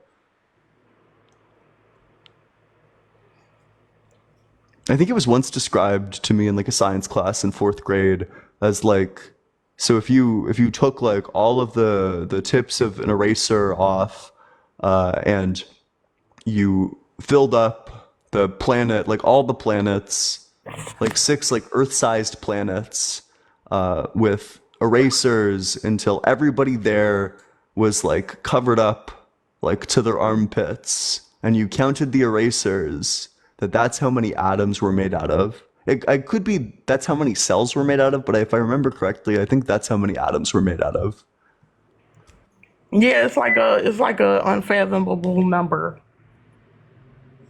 Yeah, so I don't know. I don't think that there's like an illusion of involved in that at all. Well, I feel like that would be, like I said, just from you just experiencing it. I would never look at a human body as a person without, education behind it and say, oh, you're mostly empty space. That's something that you have to get to from scientific experimentation. Yeah, that's fine, but I just don't see why that would mean that this is like unreliable, that we're capable of coming to this conclusion based on like further extrapolation of our sensory data, and also the fact that we're mostly empty space when you consider the fact that atoms are closely compressed together. doesn't seem like an illusion at all. It does to like the literally like the naked eye. Yeah, wait, okay, but you're just like not listening to what I'm saying. If you compress enough empty like things that are mostly empty space together, if you put enough of them together, then it's not going to look like empty space. It's going to look like something. Well, I'm just saying that that could be considered. I don't know if I want to say an illusion, but it's something that you wouldn't come to that conclusion just by way of your mere senses. That's fine. Like if the claim is just that there's like truths about a reality that can't be immediately seen just by our senses ourselves, that's fine. But my senses tend to not deceive me. They're quite reliable, in fact. Whereas your God, you have no idea if God is making your senses lie to you because you don't know if God's a deceiver or not. But that doesn't mean like I feel like that doesn't take away from someone being a creator. Like if I create a baby, it doesn't mean that I'm all good, but I created it though. It Yeah, doesn't that's speak to that's who I am as a fine, person. but that has like kind of crazy implications for the rest of your life.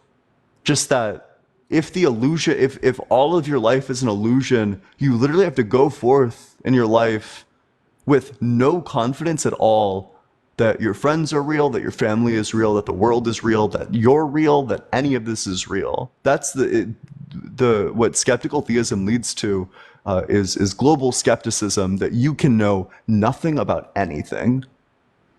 But that would just be your existence. It's not for you to put anything on it. If So you don't if know, you're you fine don't with have that, if you're to. fine knowing nothing about anything, sounds good. That also means that you don't know that God is real, though. Grimlock, thank you so much for the $6.66 on Cash App. W Grimlock for we be made of a bunch of biological tubing. Indeed, we do, Grimlock. W Grimlock in the comment section. I mean, well, you did say that I can't use personal experience, Yep. but I also feel like that that's part of it too. Like again, when I follow the things Don't that do it. Don't do it. God says will make your life Don't do great, it. then it is. Don't do When it. I start doing and following human beings and what they say, then I'm getting all these negative consequences. Are you talking to me? Yeah. Oh, why? I can't say that. Well, no, just I don't want personal experience. Why? That's Because it's qualitative unreliable. evidence. Because it's, I mean, But it could that's be, negating a whole form of evidence. Qualitative evidence is evidence. it's not qualitative evidence because I can't experience the qualia. It's anecdotal evidence that only you can experience. No, qualitative evidence is when you take a large, like if you take a large enough sample, then it is representative. Yeah, so if you want to talk about the sampling of religious experiences, you're going to run into a really big problem, which is that every single religion has religious experiences.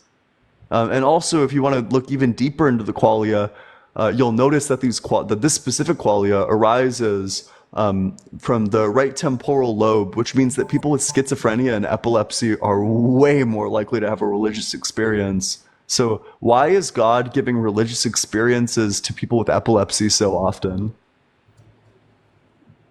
Well, yeah, I would say that that's true with a lot of people with mental illness do seem to show a sort of religiosity and delusions of grandeur. But I would say that again, it doesn't take away from somebody who is like, let's say, people who are extremely intelligent, but who still believe in the existence of God. That's fine. I just don't think that that religious experience is particularly interesting evidence insofar as we have naturalistic explanations for all of it. And also, if your experience happened to me, I wouldn't be a Christian. I wouldn't be a believer at all. I would find a naturalistic explanation for it, and then I would move on with my naturalistic framework. But because it happened to you, it made you like reaffirmed in your beliefs in Christianity. Well, yeah, I just don't think they're saying, that God might not be this particular person that people think he is means that he's not a creator or that there's not a creator.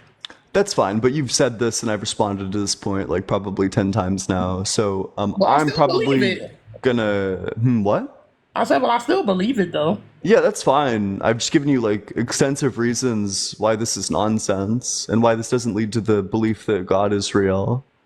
It doesn't. So Well, my thing is that a lot of people who don't believe say, well, because I didn't see any evidence, then I just believe that it's not real. But that doesn't necessarily mean it's not real. It just means that you don't know. yeah, that's good. But fortunately, that's not my argument because I don't, it's not that I lack evidence that God is real. It's that I see evidence that God is not real. Like the 350 billion dead children. That doesn't mean that God isn't real. It just means that things If happen God's real, that you don't then like. why would 300 billion people if you I don't know can I before I run the argument I just need to make sure do you think that do you think that we get our souls at like conception or do you think that we get our souls like closer to birth? That's an extremely difficult question. I'll just say birth because I don't. I mean, that's really difficult because sperm technically you can say have some sort of maybe sentience because they have a, they're alive, they move, they have a direction. I'll just say conception. Okay, yeah, then you have in your worldview, if God's all good, why have 300 billion children died before even birth happens? But just because you don't know why doesn't mean that you can say that it's not for. All you can say is that I don't know why that happens and I don't like it. But you can't use that to say that's why God isn't the creator. Why does God hate children? Would be my question. I mean, everything dies. You would have to say why, like, like I said, if you don't know the purpose of it, you can't necessarily say that it's a bad thing because the human body actually has a particular function where it goes through the DNA sequence of the child, and if it detects any deficits, then it will abort that child. That actually sometimes could be better than a child living with, like, say, a severe disability or something like that. That is a function of your body. So what? Wait, exactly. So exactly the. So you're saying that the purpose of dead children is so that less disabled people exist, I'm saying that your and it body, was made that way by an all good God. I'm saying that sometimes that children do not end up being born because your body has a function where it runs through the DNA. If it finds a defect, then it will abort it. But my thing is, would you rather live a horribly painful existence or would you rather your body say, this is going to be, it's not going to be a viable, child. So I'm going to reabsorb it and things that, like, it's not, is that inherently bad? Well, first of all, it sounds like your body does eugenics, which I mean, I guess that would make sense under an evolutionary framework. But that just means that like God is a eugenicist. But I'm saying, like, why couldn't Does wait? he? So just to be clear, so God believes in eugenics. That is a function of your body. I've So studied so anatomy. God That wait is a so function of so your you're body. all good God or no? It's right. You don't think God's all good, but you think God is a eugenicist. That is a function of your body, or at least is what I had to learn in my nursing program, and I had to take tests on it. So that is a function of your body. Your body does that, or I should say, a So, woman's body does that. P, just a quick question. Uh huh. Um, what about the children who don't quote unquote self-abort? What about those who get like Huntington's, glioblastomas, all of those genetic disorders which come at birth, but they basically make the child suffer throughout the time that they're alive? Well, what I will say about that is that in my understanding of health, there are a lot of things that people do that have to do with complications that people have during birth. Like, let's say how Yes, if Huntington's is you're a genetic disease, meaning it's autosomal dominant. It has nothing to do with your lifestyle as of what we know. well, actually, I Um, would argue that that's not true because there are lifestyle changes you can source, make. Are you? source. There are. Well, I'm a nurse. There are lifestyle changes That's that not a you can make. source. Source You're said both I fucking that. mad. I have a nursing degree, and That I am doesn't matter. amalgamating. I'm gonna have a clinical kinesiology degree. That it really does not matter. I would Well, like I the am public amal. Do medical you want me to database answer the source. question? Do you want me to answer it?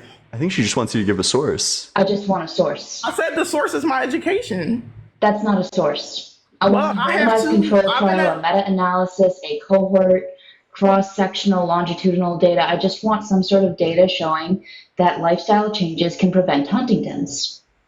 Well, okay, can I finish my statement first? Go ahead if it's got a source. Yeah, I can look up a source for you, but what I'm trying to please. say is Then look that up the source. I don't really care what your expert opinion no, is. I don't, because again, the whole process you go through to get a degree is not that you just get it. You do have to do research. You do have to look at these things. And what I'm saying is that my knowledge is an amalgamation of all my experience and all of my schooling. So yes, there are sources that back it up, and I was just trying to paraphrase for you why I believed it. But yes, I can look up the source. Yeah, that's Sorry, great. I didn't mean to be yelling, but I just couldn't I couldn't get my statement out. That's fine, but we just like listen. If we're making like empirical claims, especially ones that seem very unlikely, I don't know. I'd love a source. So what I will say is that in my master's program at the University of Baltimore, we had to take a class and we learned that when you do change your lifestyle and you start doing healthier things, Okay, it so we changes your don't. DNA. It So changes your we. DNA. All right. We really do not care about anecdotal like It's expert not opinion. We anecdotal, it's from want my data. educational institution. Okay, so what about glioblastoma or other cancers which are linked to genetics that don't really have anything to do with lifestyle factors? What about the fact that 50% of all cancer cases are most likely not even related to lifestyle? What about that? So what did you say you have a degree in? I'm going to have a degree in clinical kinesiology and I'm going on to a PhD program. So you're saying you do not believe whatsoever that lifestyle changes has anything to do with your No, health I in the believe they long do in term. some cases. They do in some cases, but the thing is that 50% don't. So that's the point. Over Well, 50% actually. what my original point too was is that I don't claim to know God so personally as what he thinks and what he does. I just believe that he is the creator. So once again, I'm not asking that question. What was my question? It was, You're give me asking a these source. things of well, why would he do this and why would he do that? I can't say why Well, God I would mean, do it these just seems an things. awful lot like God hates children. If you think that like children, if you think that they're children from the time of conception, and if we go back through all of human history, and we have Why are like people saying that? Yes, I'm a nurse and I treat my patients very well. I don't like when people say that. 300 billion dead children from like just miscarriages and like stillbirths, add on to that like another 20 billion who died from just malaria, by the way. Add on to that, or no, 20 billion from died of just malaria, by the way. Well, that's what I'm saying. I don't Add on to believe. that like another 20 billion who have died from other infectious diseases. Add on to that another 10 billion who have died from Well, like famines. I And will you ask have you. 350 billion dead children from purely natural causes. So if God's all loving, if he loves children, why is he killing so goddamn many of them? This is what I'm saying is that why do you seem to believe Also, because bad things happen, it automatically means that there is no creator? Listen, would you also, believe I me if just I told you that I'm all good and then I killed 350 billion children? I already know. I'm not arguing or cause cognitive decline. he's.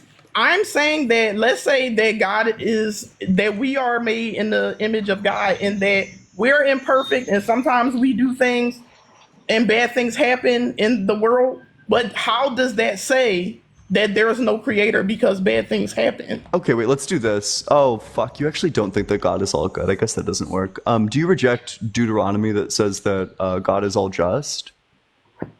I believe he is just. Do you think he's all just? Do you think everything he does is just? I mean, I believe that he is just in the sense that, he told people that this is how you should behave in order for good things to happen, and people didn't do that, and so now bad things happen to them. But Oh if wait, that's a really if God does something, is it just?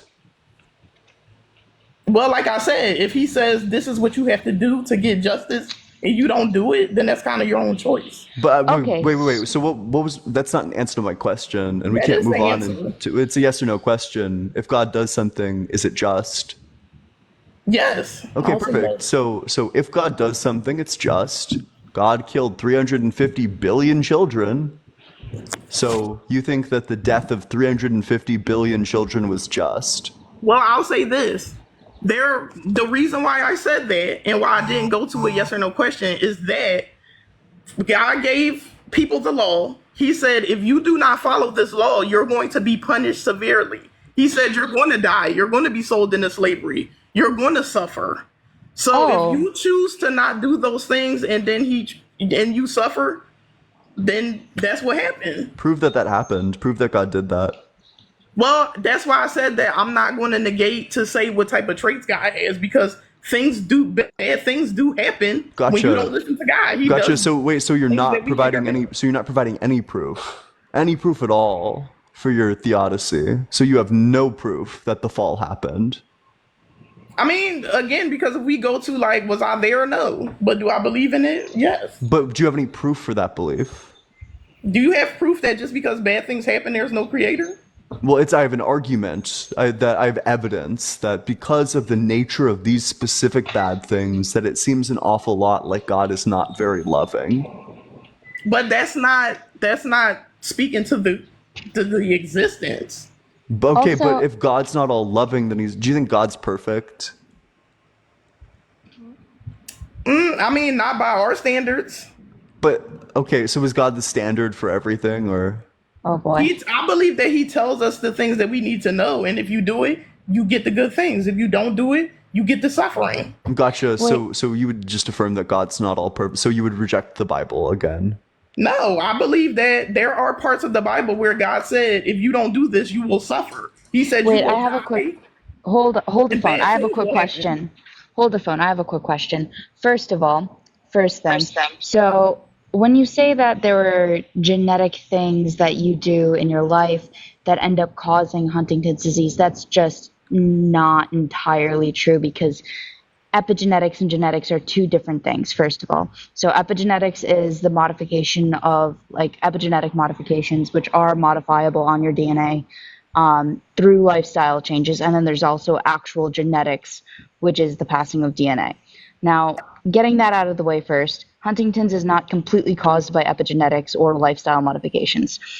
So, being that you believe that doing bad things results in bad things happening to you, are you saying that these children did something bad to deserve Huntington's, which is cognitive decline to the point where they literally can't function? Nope. I said that in the example of the Bible, God literally said, this is the law I'm going to give you to live your life so that you can have Yeah, so they blessings. broke the law? Exactly. And so he said you will suffer. So You're that is saying a a bad thing. 2-year-old broke the law, like a 1-year-old who got I'm just diagnosed with saying, Huntington's. I'm going to wait until you're done talking. Well, I want to answer that question. So what did the 2-year-old do wrong to get the Huntingtons? What Yeah. I'm saying is that I believe bad things happen, but that does not say that God doesn't exist. Yes, bad things happen and it's terrible and horrible, Oh, but so that doesn't prove that God doesn't yeah, exist. yeah. So wait, so back to the perfect question. So you don't think God's perfect. So you would reject the Matthew verse where it says he's perfect. You would reject the Psalm verse where he says he's perfect, and you would reject the Job verse where it says he's perfect. You would reject all three of those books. Is that correct? Well, because I don't believe suffering in my mind, in my human mind, I don't see how it is, but I'm not the creator That's it. either. That's a yes or no question. Would you reject No, these verses or not?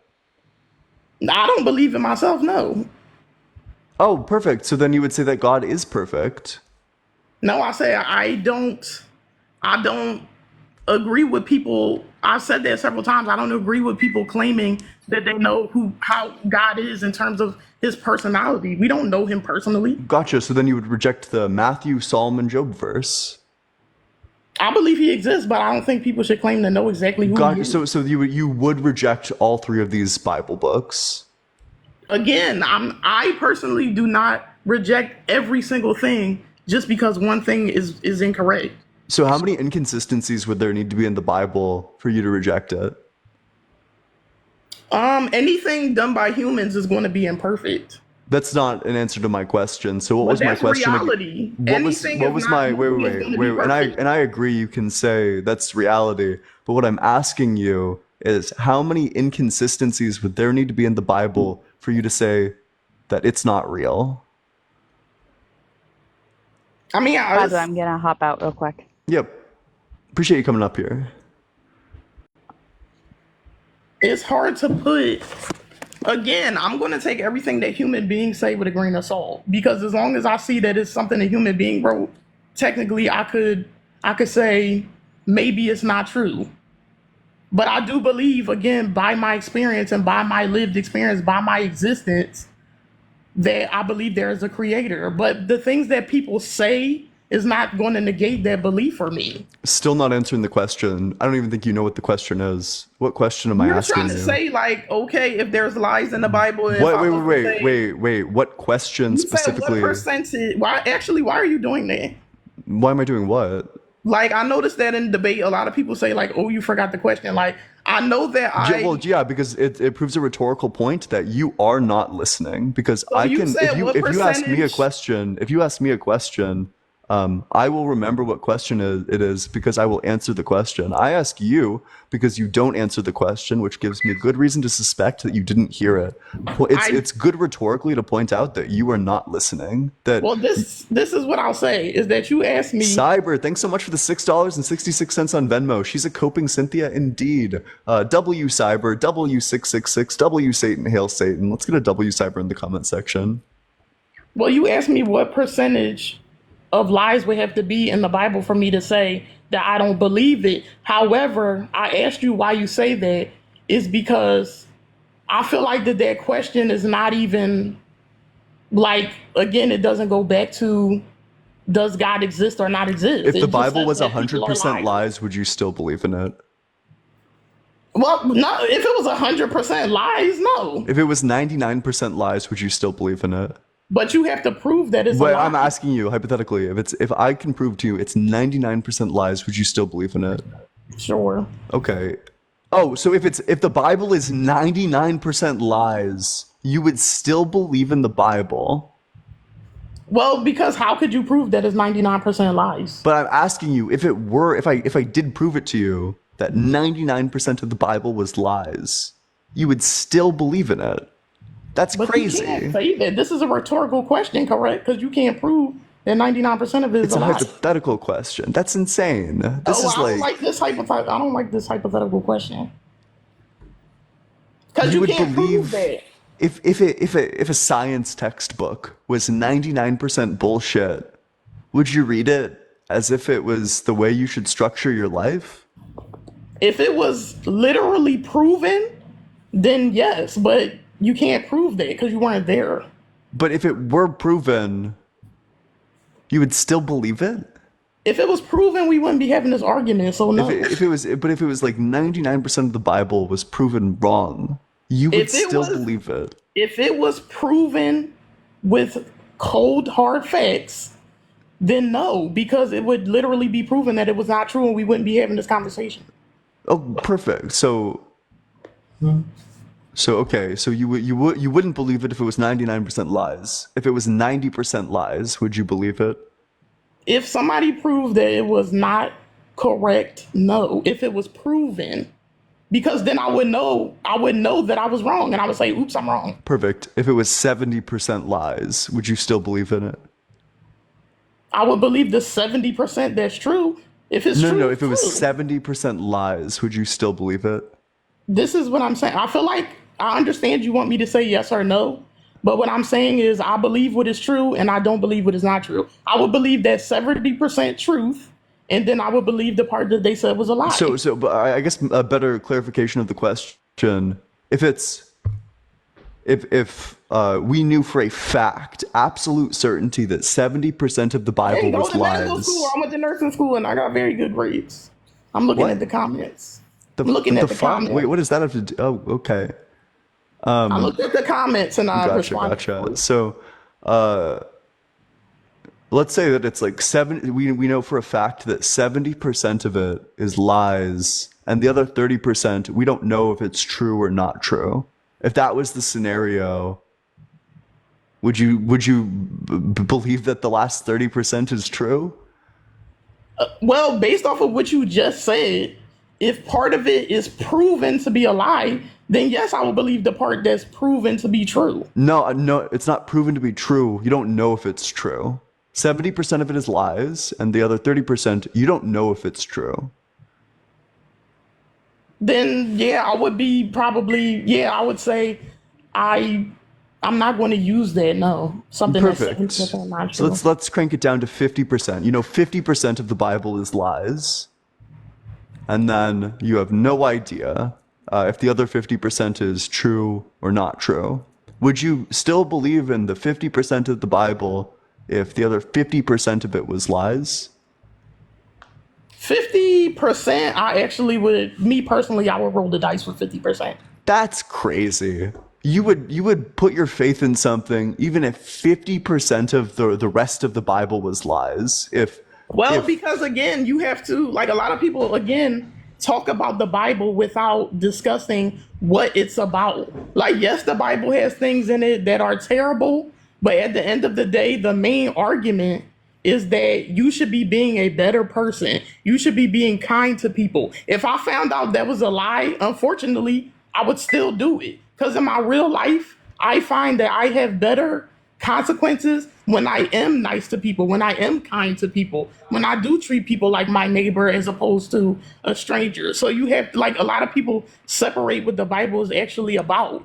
To me, the yeah, Bible is about living positively. So when a lot of people negate it, in my mind, it's like, why are you negating a book that tells you that you should love each other and that you shouldn't hurt each other, you shouldn't steal from each other? yeah, except for the parts that tell you that like being gay is wrong, and that you know we should kill people who work on Sundays, and that But you shouldn't do that that because you Jesus. can that you can like take sex slaves, and that But like when Jesus came, he slavery did is not fine, say and to that like do any of those genociding things. children is fine. There's lots of reasons why we shouldn't accept the morality in the Bible. But when Jesus in the New Testament spoke to disciples and they said, what are the things that we really need to know? He said to have faith and be kind and love each other. It doesn't say kill each other and stone people and do. That's not the main idea of it. That's It's not. certainly was a prominent part of a lot of it. So I mean, the Bible is also historical. So when it's you talk sure about, that's definitely not true. well, If I the mean, if the there are flood historical happened, then figures why? How and did the kangaroos get to Australia? what? If the flood happened, then how did the kangaroos get to Australia? I think that some of the Bible is symbolic too, and not Oh, necessarily so literal. it's not historical. Perfect. Some of it is historic. You seem to Which think that exactly everything which is. parts of it are historical? Well, this is what I want to say is that again, I think that some of the Bible is symbolic. I also believe that Exactly there which parts of are, it are historic? List the like the flood, for parts. example. I don't think that that literally happened. But I'm asking you, which parts do you think did literally happen? Do you think Exodus Like, happened? like I literally, yeah, like slaves leaving a land and going into exile. Yeah, But do you think specifically the Jewish slaves leaving Egypt at that time period, do you think that that happened? yeah. Prove it. I would have to go into a history book and look up the history of There's the Jews. literally no evidence that that happened, none whatsoever. But we know that the Jews were literally taken over and conquered by several nations. That's historical. So some of it is When? historical. But when?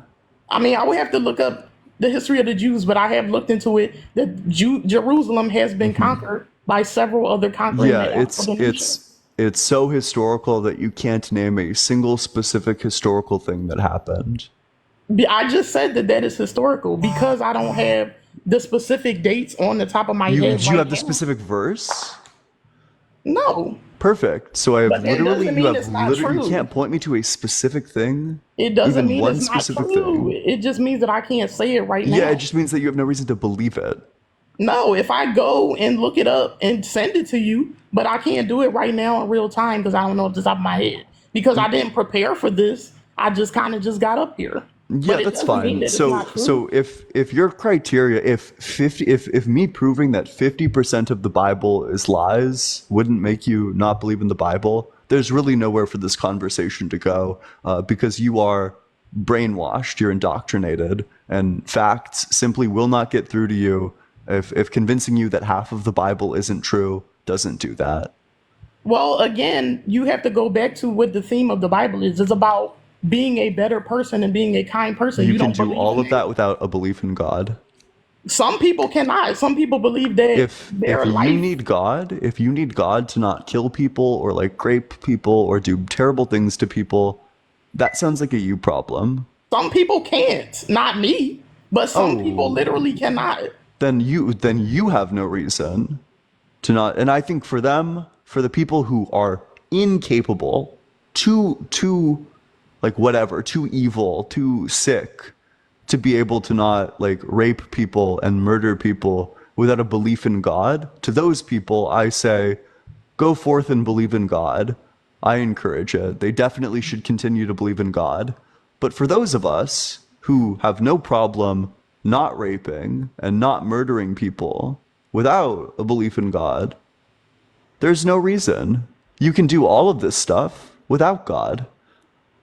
Well, that is literally what the Bible, what the whole idea of Christianity is that you're giving the gospel to people who are lawless, to these people who are going around doing wicked things, and you're saying there is a God that leads you to doing these things. That's literally what the point of it is. But people are starting to say they're tired of hearing us debate. Yeah, that's fine. I'm probably going to end stream anyway, but I do appreciate you coming on up here. I love all of you. Thank you all so much for coming by. Let's go raid Parker maybe live right now on Parker Needs a Job. Let's head on over there, but make sure you drop a follow. If you want to join the community, you never want to miss a single debate in the future. There's a link to the Discord in my bio. Only join if you're 18 or older, but I would love to see you there, and I will notify you every single time that I go live, so you'll never miss a live. All right, love all of you.